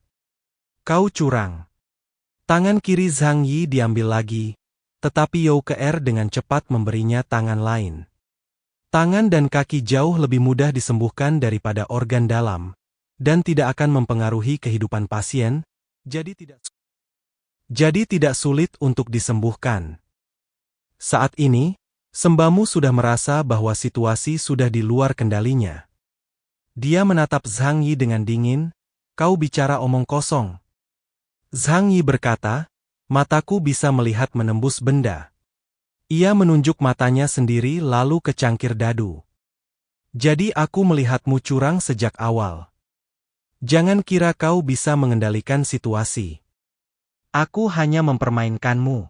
Sembamu menatap Zhang Yi dengan tatapan ganas seolah ingin memakannya. Sebagai seorang master yang terkenal dengan kepiawaiannya dalam berjudi, sungguh merupakan suatu penghinaan besar ketika ia tertangkap basah berbuat curang di tempat dan ada orang yang sengaja mempermainkannya begitu lama. Namun, sembamu segera tenang. Aku curang. Tapi terus kenapa? Dia mengulurkan tangan dan mendorong cangkir dadu di depannya. Aturan permainan ini hanya bergantung pada hasil setelah dadu dibuka. Jadi sebelum dadu dibuka, kita bisa menggunakan cara apapun yang kita inginkan. Disinilah tempatnya, dialah yang membuat aturan, kalaupun dia berbuat curang, itu akan berada dalam ruang lingkup yang diperbolehkan oleh aturan. You Ke-er mengerutkan kening dan mengutuk. Tercela, tidak tahu malu. Meskipun sembamu tidak mengerti kata-kata You Ke-er, dia bisa menebak apa yang dikatakannya. Dia berkata dengan nada tidak setuju, kapan menurutmu kasino akan bersikap adil padamu? Zhang Yi mengangguk. Kau benar. Jadi, ayo kita lanjutkan. Permainan ini seru, dan aku sangat menikmatinya. Sembamu menatap Zhang Yi dan bertanya dengan suara berat, meski kau tahu kau tak bisa menang, apa kau masih mau terus bermain? Aku tak percaya trik sialanmu bisa digunakan terus-menerus. Zhang Yi tertawa, Hehe, kau benar. Tentu saja, metode ini tidak bisa digunakan selamanya. Tapi, bisakah metodemu digunakan selamanya? Zhang Yi menatap mata Sembamu, menyipitkan matanya, dan berkata perlahan, aku sengaja mengujimu selama lebih dari 100 ronde, dan kau mengaktifkan kemampuanmu sebanyak 16 kali untuk mengalahkanku. Jika kau bisa menggunakan kekuatanmu tanpa batas, bahkan jika aku hanya kehilangan satu kuku saja, aku pasti sudah tamat sejak lama. Tapi aku tahu sistem aturan itu bukannya tak terkalahkan. Bahkan kau, yang menetapkan aturan, pun terikat. Pasti ada cara untuk melanggarnya. Zhang Yi mengatakan ini sambil menunjuk ke arah Sembamu. Jadi, kemampuanmu terbatas. Ayo, mulai sekarang aku akan menebak angka dadu secara langsung di setiap ronde. Kalau kau tidak mengaktifkan kemampuanmu di setiap ronde, aku akan langsung menang. Aku ingin melihat seberapa lama kamu bisa bertahan. Ekspresi wajah Sembamu membeku. Pada saat yang sama, badut iblis di sebelahnya tertawa terbahak-bahak. Selamat, kau menang taruhan. Sekarang, permainannya selesai. Aturan permainan telah dilanggar, dan pemenangnya diputuskan tanpa ketegangan. Kehampaan gelap di depan mataku hancur seketika. Zhang Yi dan rekan-rekannya muncul langsung di jalanan rusak negara Nash. Tempat ini telah hancur akibat perang saat itu. Tentara Nash bertempur sengit dengan tentara manusia. Mayat bergelimpangan di mana-mana, rumah-rumah runtuh, api berkobar di beberapa jalan, dan asap tebal mengepul. Zhang Yi segera membawa You Ke dan Yang Mi ke ruang bayangan Muyan. Selanjutnya, ia harus berhadapan dengan jenderal bermata tiga di depannya yang mengenakan pakaian putih yang indah. Setelah aturan mutan berbasis aturan dilanggar, seberapa besar kekuatannya? Aku menantikannya. Tanpa sepatah kata pun, Zhang Yi mengeluarkan pistol besarnya, White Owl, dan dengan cepat menarik pelatuknya ke arah Sembamu di ujung jalan lainnya. Bang! Bang! Bang! Peluru itu meraung, membawa serta kekuatan kehampaan yang dahsyat dan seketika mendekati Sembamu. Sembamu nampaknya sedang kesurupan karena kalah taruhan. Namun di medan perang, musuh tidak akan memberinya waktu untuk merasa sedih. Tiba-tiba dia mengangkat kepalanya, menyeringai dengan mulut yang ganas, dan tawanya bergema di seluruh jalan. Tiba-tiba, langit yang penuh dengan kupu-kupu putih yang hancur meledak dari tubuhnya dan menyerbu ke arah depan. Seluruh jalan tertutup. Peluru Zhang Yi bertabrakan dengan kupu-kupu putih, membentuk bola-bola hampa raksasa yang menelan kupu-kupu putih itu. Kupu-kupu yang patah itu hanyut terbawa angin, beberapa di antaranya melewati Zhang Yi tak jauh dari sana. Zhang Yi kemudian melihat dengan jelas bahwa itu bukan kartu remi putih. Kartu-kartu remi putih yang tak terhitung jumlahnya beterbangan di udara, dan kemudian wajah Sembamu yang besar dan pucat perlahan-lahan muncul. Dia dengan cekatan memainkan setumpuk kartu dengan tangannya, dan kartu-kartu itu berkibar di tangannya bagaikan kupu-kupu. Jangan pikir kau bisa mengalahkanku tanpa berjudi. Aku bisa merenggut nyawamu dalam judi, dan aku bisa melakukan hal yang sama di luar judi. Zhang Yi mencibir, kau tak bisa mengalahkanku dalam permainan judi, dan kau juga tak bisa mengalahkanku di luar permainan judi. Kalimat ini membuat Sembamu marah, wajahnya berubah, dan kartu di tangannya melesat ke arah Zhang Yi. Setiap kartu berubah menjadi belati paling tajam, membelah udara dengan suara berderik yang nyaring. Beragam hal. Zhang Yi langsung membuka 3.000 pintu dimensi di sekelilingnya, dan kartu-kartu yang tak terhitung jumlahnya langsung masuk ke ruang mutannya. Hanya beberapa riak yang muncul di pintu, tetapi mereka tidak dapat mendekati Zhang Yi bahkan setengah inci pun. Zhang Yi mengangkat senjatanya, dan pusaran kehampaan besar muncul di belakangnya. Sejumlah besar energi kekosongan berkumpul di dinding melalui lengannya, dan serangan yang mengerikan pun terjadi. Tombak kehancuran. Kedua senjata itu menyatu, dan tombak perang hampa yang besar menyembur keluar dari moncongnya, seketika membelah langit dan menembaki Sembamu. Merasakan kekuatan penghancur yang terkandung di dalamnya, wajah Sembamu pun menjadi semakin pucat. Dia meraung, dan kartu-kartu di tangannya berubah menjadi gelombang kartu yang melesat ke langit seolah-olah tidak ada habisnya, dan akhirnya membentuk naga kartu putih yang panjangnya beberapa ribu meter, menabrak tombak hitam. Tabrakan itu terjadi dalam sekejap, tanpa ledakan yang menggetarkan, tetapi lenyap begitu saja tanpa suara. Naga putih itu langsung lenyap di telan udara. Sembamu menatap tanpa daya saat tombak raksasa itu mendekatinya. Matanya merah. Tombak penghancur di hadapannya membesar tak terhingga di matanya, seolah-olah sebuah gunung runtuh ke arahnya. Sesaat kemudian, Samuel menghilang dari jalan. Jalan tempat dia berdiri dan kota dalam radius puluhan ribu meter di belakangnya langsung musnah, hanya menyisakan lubang besar berbentuk pedang yang dalam, yang akan tetap berada di negara Nash selamanya seperti bekas luka. Zhang Yi membunuh Sembamu. Tubuhnya tak mampu menahan serangan dahsyat Zhang Yi, namun asal-usulnya yang tak tertandingi masih terpelihara.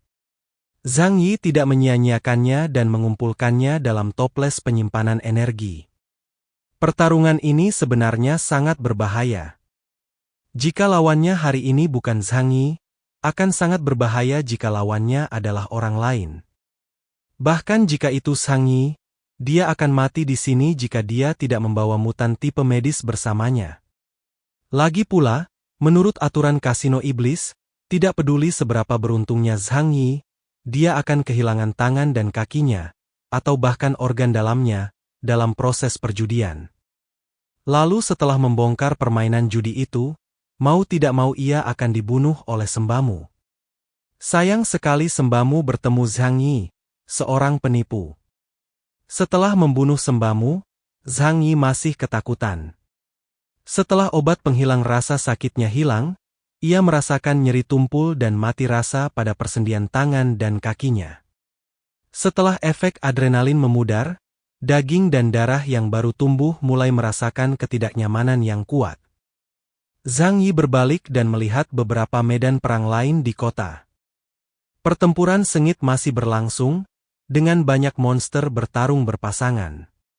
Saat ini, Zhang Yi tidak berani datang membantu mereka, ia harus mengurus kesehatannya sendiri terlebih dahulu. Lebih jauh lagi, tidak seorang pun dapat menjamin bahwa kekuatan yang lebih kuat tidak akan muncul dari negara Nash. Kematian seorang jenderal hebat bukanlah hal yang bisa dianggap enteng. Zhang Yi segera menghilang dari tempat itu dan menuju ke daerah tingkat bawah negara Nash. Semakin ke bawah, semakin gelap dan kotor tempat itu, dan orang-orang dari kelas atas hampir tidak pernah pergi ke tempat seperti itu. Zhang Yi menemukan tempat yang aman, dan sambil meminta You Kr untuk membantunya memperbaiki tubuhnya sepenuhnya, ia mulai mencoba menyerap esensi Sambam. Proses penyerapan ini biasanya sangat lambat, dan meskipun diserap dalam waktu singkat, tidak dapat dihilangkan sepenuhnya. Namun, hal itu masih dapat meningkatkan kekuatan seseorang sampai batas tertentu. Zhang Yi memiliki firasat di hatinya bahwa ia harus meningkatkan kekuatannya sesegera mungkin. Jika dia ingin memasuki Bait Roh Kudus. Di medan perang lainnya, Kilidoan menghadapi Lancelot. Seluruh kota telah lama menjadi reruntuhan. Tak ada seorang pun yang hidup di sekitarnya, dan tak ada bangunan yang terlihat. Kilidoan berdiri di tengah medan perang. Ia masih memasang ekspresi acuh tak acuh, memegang pedang besar di tangannya, menatap dingin ke kejauhan. Di sana, Lancelot terjatuh lemah di reruntuhan, seragam tempurnya sudah compang-camping, darah mengucur keluar, mengotori tanah dan bebatuan di bawahnya hingga menjadi merah. Keduanya telah bertarung sengit selama lebih dari 10 menit. Kekuatan Lancelot tidak lemah, tetapi menghadapi Jenderal Nash yang mencari nafkah dengan bertarung, ia tetap menderita pukulan berat. Kekuatan Kilidoan terlalu dahsyat. Orang-orang bermata tiga itu memang memiliki fisik yang kuat, ditambah dengan kemampuan pedang yang telah ia asah miliaran kali, Tekanan yang ia berikan kepada Lancelot sama mengerikannya dengan badai yang tak berujung. Tak ada peluit, yang ada hanya kekuatan keras murni yang menghancurkan secara langsung. Kilidoan, memegang pedangnya, berjalan menuju Lancelot selangkah demi selangkah. Di antara serangga, kau dianggap cukup kuat. Aku tak pernah membayangkan spesiesmu bisa memiliki kekuatan sebesar itu. Oh, apakah karena kapasitas reproduksi mereka terlalu kuat? Jumlah mereka terlalu banyak, jadi akan selalu ada individu yang lebih kuat yang lahir. Kiliduan berkata perlahan, niat membunuh di matanya tetap tidak berubah. Lancelot mengangkat kepalanya dan menatap Kilidoan dengan dingin. Beberapa garis darah mengalir dari dahinya dan mengalir di pipinya, membuatnya tampak ganas dan mengerikan. Meski dia terluka parah, dia masih tersenyum, dan senyumnya berkibar bebas. Hahaha. Suku Tiga Mata sangat kuat, mereka pasti tidak akan mengecewakanku. Tapi kau tahu? Ia perlahan bangkit dari reruntuhan. Meskipun pedang di tangannya rusak parah dan perisai pelindung di tangan kirinya retak, semangat juangnya masih tinggi. Dibandingkan dengan tekanan yang orang itu berikan kepadaku, kamu masih jauh tertinggal.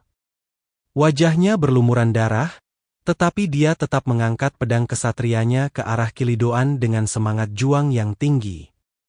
Kilidoan mengangguk. Baiklah, aku akan memberimu kehormatan seorang prajurit dan membunuhmu. Meskipun kamu hanya seekor serangga, kamu layak mendapatkan rasa hormatku. Kilidoan tahu bahwa dia tidak bisa menunda lebih lama lagi. Dia sudah bisa merasakan energi meletus dari beberapa medan perang lainnya. Meskipun saya tidak tahu mengapa, ada begitu banyak tikus yang kuat dan berkuasa di dunia ini. Sebagai seorang pejuang, makna keberadaannya adalah untuk melindungi perdamaian negara Nash, untuk bertarung dan membunuh. Ia bergerak, dan kecepatannya yang luar biasa membawa serta angin kencang. Badai menyapu tempat itu, dan dentuman soniknya membuat gendang telinga orang-orang sakit. Kecepatannya terlalu cepat, dan Lancelot mengangkat matanya dan melihatnya mendekat. Pedang yang beberapa kali lebih besar dari tubuhnya menyapu, dan pedang itu hanya perlu menyentuh tubuhnya untuk mengubahnya menjadi bubuk dalam sekejap. Kecepatan reaksi Lancelot juga tidak lambat. Ia segera mengangkat pedangnya dan menyerbu ke depan. Kedua pedang, satu besar dan satu kecil, bertabrakan di udara, seolah-olah menggunakan jarum bordir untuk melawan Optimus Prime. Api yang menyilaukan meledak, dan energi yang kuat melonjak ke segala arah dalam bentuk gelombang kejut. Tanah di sekitarnya yang sudah berubah menjadi jurang, tenggelam lagi lebih dari 10 meter. Kiliduan tanpa ekspresi di wajahnya, dan serangannya datang bagai banjir. Angin pedang telah lama tak terlihat, dan bayangan pedang tak terlihat jelas, hanya menyisakan aura pembunuh di langit. Kecepatan serangannya begitu cepat sehingga ia dapat melancarkan puluhan ribu serangan per detik. Lancelot memegang perisai di tangan kirinya dan pedang di tangan kanannya, dengan berani menangkis serangan lawan. Kerak! Setelah tabrakan yang tak terhitung jumlahnya, perisai pelindung di tangan kirinya akhirnya runtuh sepenuhnya. Lancelot mengabaikannya dan langsung menggenggam pedang ksatria itu dengan kedua tangannya, meraung dan menyerbu ke depan untuk terlibat dalam pertarungan jarak dekat dengan Kilidoan. Dar! Dalam rentang waktu lebih dari 10 detik, kedua pria itu saling menyerang dengan panik berkali-kali, sampai-sampai tubuh Lancelot tidak dapat menahan kekuatan dahsyat Kilidoan dan terlempar keluar dengan ganas. Dia terjatuh ke reruntuhan lagi, darah mengalir dari tubuhnya ke lengan, betis dan pipinya, secara bertahap berkumpul menjadi sungai di tanah. Kalau dia orang biasa, dia pasti sudah meninggal sejak lama setelah mengeluarkan begitu banyak darah. Tetapi Lancelot masih berhasil berdiri, dengan senyum garang namun bahagia di wajahnya. Dia menopang pedang yang hampir patah itu dengan kedua tangannya, dan melantunkan mantra dengan keras. Aku, ksatria neraka, telah jatuh ke dunia bawah. Dengan darahku, Aku akan mewarnai bendera surga pemberontak menjadi merah. Ketika sayap malaikat patah dan ia jatuh menjadi debu, aku akan menyanyikan himne malapetaka dengan tenggorokanku yang terkoyak. Keterampilan lagu Ksatria Neraka. Ketika dia selesai melantunkan mantra, darah yang mengalir keluar tiba-tiba mengalir kembali ke dalam tubuhnya dengan cara yang luar biasa. Tubuhnya tampak penuh kekuatan lagi, dan kondisi keseluruhannya bahkan lebih kuat dari sebelumnya. Kilidoan menatap Lancelot, yang sudah banyak pulih, tetapi tidak ada ekspresi di wajahnya. Sebagai salah satu mutan terbaik di negara Nash, ia telah berlatih apa yang disebut seni bela diri sejak ia masih kecil, dan ia telah melihat banyak aliran aneh dan ganjil yang berbeda. Bahkan dapat dikatakan bahwa ia mulai meneliti hal ini beberapa dekade lebih awal daripada mutan di dunia luar. Entah itu teknik terlarang yang meningkatkan kekuatan dalam waktu singkat atau kemampuan untuk meregenerasi anggota tubuh yang terputus, dia tidak akan terkejut olehnya. Menurutnya, ini semua omong kosong. Itu tidak sebanding dengan pedang di tangannya. Tubuh besar itu berjalan ke arah Lancelot dengan langkah perlahan dan mantap. Dari awal hingga akhir, dia tidak pernah menunjukkan kebencian atau dendam terhadap Lancelot, dan hanya kata, kematian, yang tertulis di matanya. Seperti dewa kematian berdarah dingin, satu-satunya misinya di sini adalah membunuh satu orang. Lancelot menyeka sudut mulutnya. Meskipun kekuatannya telah pulih berkat lagu neraka ksatria, luka yang ditinggalkan Kilidoan itu nyata dan tidak dapat disembuhkan sepenuhnya. Anggota bermata tiga yang kuat ini membuatnya merasa sangat tertindas. Dia harus mengakui bahwa dia tidak sebanding dengan pria di depannya. Tapi aku sudah menunda cukup lama. Lancelot berkata lembut. Chiridon membunuh Lancelot dengan pedang. Tatapan Lancelot menatap ke kejauhan, seolah-olah ia tengah menunggu sesuatu yang akan datang. Pedang itu menimbulkan angin kencang yang dahsyat, dan saat pedang itu kembali, angin pedang yang mengerikan itu bagaikan puluhan ribu pedang yang mengiris seragam tempur Lancelot. Lancelot mengangkat pedang di tangannya lagi, tertawa keras saat dia bertarung sengit dengan Kilidoan. Pedang yang rusak akan retak setiap kali berbenturan. Meskipun itu adalah pedang panjang yang diciptakan oleh kekuatan supranatural, pedang itu tidak dapat menahan serangan bertubi-tubi lawan. Kerak!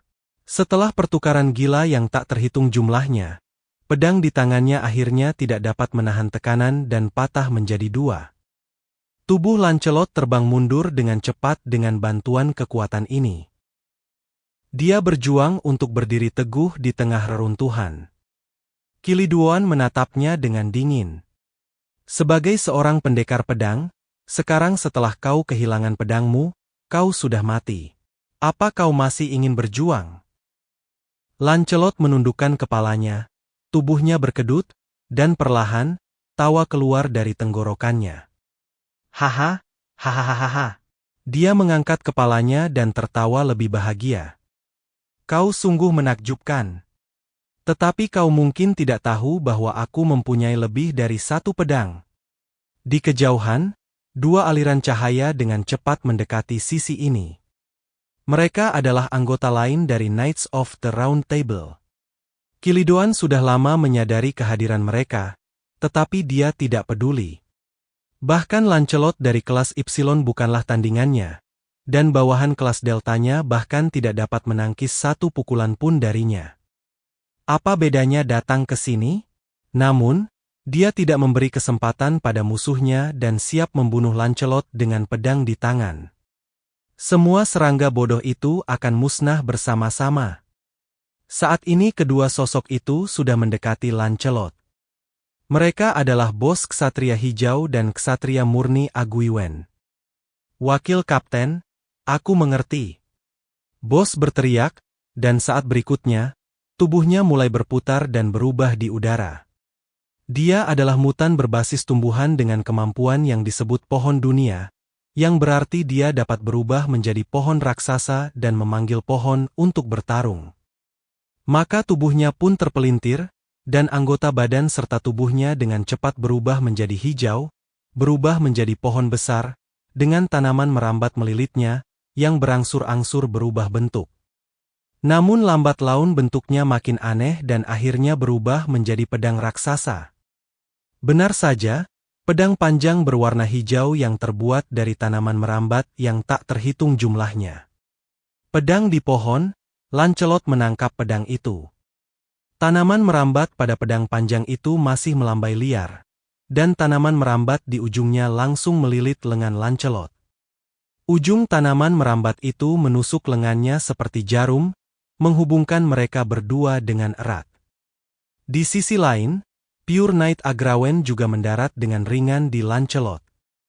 Tubuhnya dengan cepat menghilang, dan akhirnya berubah menjadi bola lengket seperti air. Seperti siput, ia mengebor seragam tempur Lancelot melalui celah itu. Pure Knight Aguiwen, pengguna dengan kemampuan penyembuhan, nama sandi Pure Water. Air yang paling murni dapat menyembuhkan semua luka dan melahap zat-zat negatif dalam tubuh target. Orang ini adalah pengguna kemampuan tambahan murni seperti Yao Kr. Lancelot sekarang mendapat dukungan dari dua pengguna kemampuan tambahan, yaitu Trinitas, dan efektivitas tempurnya langsung meningkat pesat. Ini juga menjadi alasan mengapa dia berani menghadapi Kili Duoan, yang lebih kuat darinya. Kili Duoan sedikit mengernyit. Ia bisa merasakan momentum lawan telah berubah. Penambahan dua mutan pembantu akan sedikit meningkatkan tekanannya. Tapi itu tidak penting. Kau pikir benda-benda tak berguna ini bisa membantumu mengalahkanku? Dasar anak kecil. Kili Duoan mengabaikannya dan bergerak, muncul di depan Lancelot pada saat berikutnya. Pedang raksasa itu menebas secara langsung. Lancelot memutar pergelangan tangannya, dan pedang di pohon berhadapan langsung dengan Shangdian. Pedang di pohon itu tiba-tiba membesar, menumbuhkan cabang-cabang yang lebat dan daun-daun yang rimbun. Tiba-tiba, sebuah pohon menjulang tinggi muncul, menghalangi jalan pedang itu. Kili Duoan menebas dengan pedangnya, dan meski pedangnya menembus kayu, tidak ada cara untuk memotongnya. Pedang di pohon yang diubah oleh Green Knight Bose memiliki serat kayu yang paling kuat. Dan itu adalah alat pertahanan paling efektif terhadap senjata tajam. Yang paling mengerikan adalah sebagai mutan tipe tanaman, kemampuan memperbaiki dirinya bahkan jauh melebihi mutan tipe penguatan. Tanaman merambat hijau yang tak terhitung jumlahnya tumbuh dari pedang di pohon, langsung melilit pedang, dan menyelidiki ke arah tubuh Kili Duoan. Untuk pertama kalinya, ekspresi terkejut muncul di wajah Kili Duoan. Dia mengerahkan tenaga dengan keras, mencabut pedangnya dari pohon, dan kemudian dengan cepat mundur ratusan meter jauhnya. Lancelot mengangkat pedang di pohon di tangannya, dan pedang itu kembali ke bentuk dua tangannya. Lancelot memasang senyum garang dan liar di wajahnya. Kali ini, giliran dia beraksi dan menyerang. Ayo lakukan. Ia menancapkan pedang di pohon itu dengan keras ke tanah. Detik berikutnya, terdengar ledakan keras dan tanah di depannya hancur berkeping-keping. Tanaman merambat yang besar dan tajam tumbuh dari tanah satu demi satu, menuju langsung ke Kili Duoan. Kili Duoan mengerutkan kening, dan menggunakan tubuh besarnya untuk dengan lincah menghindari serangan tanaman merambat itu. Namun, seluruh medan perang dengan cepat ditempati oleh pohon-pohon hijau raksasa yang terus tumbuh. Lancelot menginjak pohon anggur, yang membawanya langsung ke langit. Dia turun dari langit, memegang pedang hijau raksasa dan menebas Kili Duoan secara langsung. Kemampuan serangan pedang di pohon tidak terlalu kuat. Sebagai pohon, ia tidak tajam dan tidak memiliki efek amplifikasi pada kekuatan supranatural. Namun hal itu akan mendatangkan masalah yang tak berkesudahan bagi lawan. Entah itu kemampuannya untuk tumbuh dengan cepat menjadi tanaman merambat yang menutupi seluruh kota setelah menyentuh tanah. Atau kekuatan pertahanan yang mengerikan dan kemampuan penyembuhan diri yang dimilikinya dengan serat tebal. Ia akan menjadi musuh alami para mutan yang ditingkatkan yang menggunakan senjata tajam sebagai metode bertarung utama mereka. Yang ditakutkannya adalah api. Tapi tidak Kiliduoan. Dengan kata lain, setelah memiliki pedang di pohon, Lancelot tidak hanya menjembatani kesenjangan indeks kemampuan di antara keduanya, tetapi juga menduduki penindasan di tingkat atribut. Sekarang, penyerangan dan pertahanan telah berubah. Lancelot, memegang pedang di pohon dan membawa Agamon di tubuhnya, mulai menyerang Kilidoan dengan panik. Bom! Bom! Bom! Pedang di pohon menyerap kekuatan Lancelot dan mulai menyebar dan tumbuh dengan cepat di bumi. Pohon-pohon yang menjulang tinggi ini, dengan tanaman merambat setebal beberapa meter dan panjang ratusan meter, melilit dan terjalin di tanah seperti naga hijau raksasa. Kiliduoan memegang pedang raksasa di tangannya dan memotong lebih dari selusin tanaman merambat dengan satu tebasan. Namun, setelah ia memotong tanaman merambat tersebut, tanaman merambat baru segera tumbuh. Selama masih ada tanah, ia dapat terus tumbuh hingga kekuatan pemegang pedang di pohon itu habis. Lancelot melesat menembus hutan lebat. Tanaman merambat itu menyulitkan Kilidoan yang besar, tetapi ia bisa keluar masuk dengan bebas. Memanfaatkan waktu ketika tanaman merambat itu menimbulkan masalah bagi Kiliduoan, ia melancarkan serangan mendadak.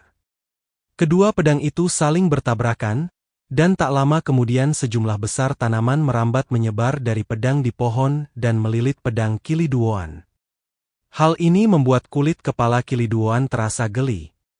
Dia berjuang untuk mencabut pedangnya, tetapi Lancelot tidak memberinya kesempatan dan terus bergerak maju, menyerang dengan panik. Pedang di pohon itu telah menjadi besar, tidak lebih kecil dari pedang perang Kiliduoan, dan memiliki pertahanan yang luar biasa serta atribut pengikatnya pun dimaksimalkan. Hal ini membawa masalah besar bagi Kiliduoan, yang hanya pandai dalam pertarungan jarak dekat. Ia menebang dan membabat berulang-ulang, memotong tanaman merambat yang tak terhitung jumlahnya, tetapi pertumbuhan tanaman itu tidak main-main. Selain itu, daerah sekitarnya telah menjadi lautan pohon-pohon raksasa, dan tanaman merambat akan datang dari segala arah dan menyerang tubuhnya dari waktu ke waktu. Tak lama kemudian, pergelangan kaki, pergelangan tangan, dan tubuh Kiliduoan terjerat tanaman merambat itu. Ah! Jenderal Agung Negara Nash akhirnya meraung marah. Ia mengerahkan seluruh kekuatannya, dan gelombang udara setinggi langit menghancurkan semua tanaman merambat dalam radius beberapa ribu meter. Bahkan Lancelot pun terpesona. Setelah menggunakan jurus ini, tanah di sekelilingnya akhirnya menjadi sunyi. Namun tak lama kemudian, suara gemerisik terdengar lagi dari segala arah. Tanaman merambat hijau yang tebal dan panjang itu seperti ular berbisa, dan dia dapat melihatnya datang dari segala arah dengan mata telanjangnya. Wajah Kiliduoan berubah total. Dia tidak takut dengan pertempuran langsung, tetapi penyiksaan menyakitkan semacam ini menyebabkan psikologinya mulai runtuh. Dia menggertakkan giginya, mulai berjongkok perlahan, lalu mengerahkan tenaga dengan kakinya dan melesat menuju langit yang jauh seperti roket. Mau lari? Enggak semudah itu. Keyes sudah menyelesaikan masalahnya. Bagaimana mungkin aku, Lancelot, kalah darinya? Lancelot tertawa terbahak-bahak, mengangkat pedang di pohon dengan tangan kanannya, seolah menguasai dunia. Tanaman merambat yang telah menutupi sebagian besar kota di tanah juga mengangkat kepala mereka, lalu melesat ke langit bagai ribuan anak panah. Kiliduoan tidak akan pernah terbang. Setinggi apapun dia terbang, dia akan tetap jatuh. Tanaman merambat itu melilit tangan dan kakinya di udara, dan dia tidak dapat mengerahkan tenaga apapun saat ini, dan malah terseret jatuh oleh tanaman merambat yang tak terhitung jumlahnya. Melihat hal itu, Lancelot menginjak pohon anggur yang tebal dan maju lurus ke depan. Lawan ada di udara, bukankah ini saat terbaik untuk menyerang? Kilidoan mencengkeram tanaman merambat di udara dan tiba-tiba merobek kurungan yang mengikatnya. Namun, ada ribuan tanaman merambat di sini, yang mustahil dipisahkan dan sulit disortir. Semakin ia mencoba, semakin buruk situasinya. Saat pria itu berada di udara, Lancelot telah membunuhnya. Pedang besar di pohon itu terangkat tinggi, dan tiba-tiba tumbuh ratusan meter panjangnya. Lalu dia membidik kepalanya dan menghancurkannya dengan keras. Pedang tak ada tajamnya, dan keterampilan hebat tidaklah terampil. Pedang di pohon tidak memiliki ujung yang tajam, tetapi tidak ada seorang pun yang dapat menahan pukulan ini. Kiliduoan yang kehilangan pijakannya merasa kesulitan untuk mengerahkan tenaga, dan meskipun ia menggunakan pedangnya untuk menangkis, ia tetap terkena pukulan yang keras. Dar! Dia jatuh ke lautan tanaman merambat seperti bola meriam dan sepenuhnya tenggelam oleh tanaman merambat itu. Kali ini, dia tidak bisa melarikan diri lagi. Lancelot tertawa dan menukik dengan kepala lebih dulu. Ini adalah lautan pepohonan, tanah kelahirannya. Kilidoan sudah tamat sepenuhnya. Meskipun dia cukup kuat dan memiliki fisik alami yang kuat seperti klan Tiga Mata, kemampuannya sangat dibatasi oleh keuntungan kandang Lancelot. Lancelot bertarung dengannya selama setengah jam sebelum akhirnya membunuhnya dengan susah payah. Melihat sekeliling, lapisan keenam jurang tempat negara Nash berada telah hancur total, dan tanaman hijau memenuhi setiap tempat.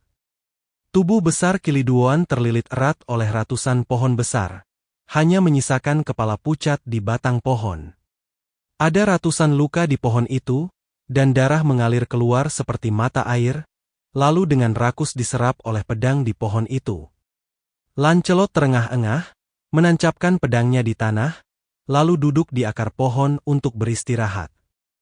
Dia sangat kelelahan akibat pertempuran ini hingga dia hampir lemah. Namun kemenangan memang menakjubkan. Selama dia menyerap semua esensi Kiliduoan, mungkin dia akan bisa memasuki level kereta hitam.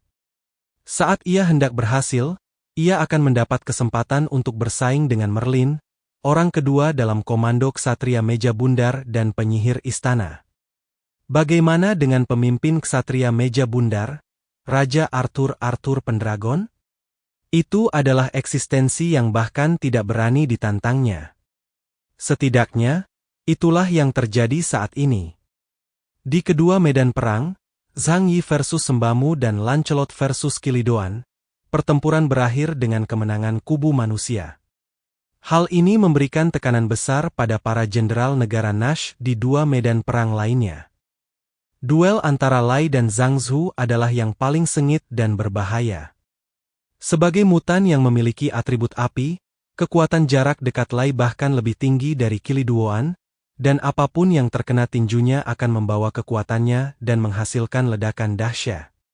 Namun, Undertaker, yang memiliki kekuatan sekteton, juga unggul dalam pertarungan jarak dekat. Dan kemampuan penyembuhan dirinya akan terus ditularkan dari kuil Sangga selama keyakinan Dunzong masih ada. Keduanya berimbang dan terkunci dalam pertempuran sengit, dengan seluruh wilayah kota tempat mereka berada sudah hancur. Tepat setelah itu, Bab 1380-1391 lanjutan alur dari komik chapter 633, yang sudah tidak update lagi pun berakhir. Kata-kata hari ini adalah entahlah. Jangan lupa klik tombol like dan tinggalkan komentar guys. Jangan biarkan kolom komentar kosong. Itu aja, terima kasih.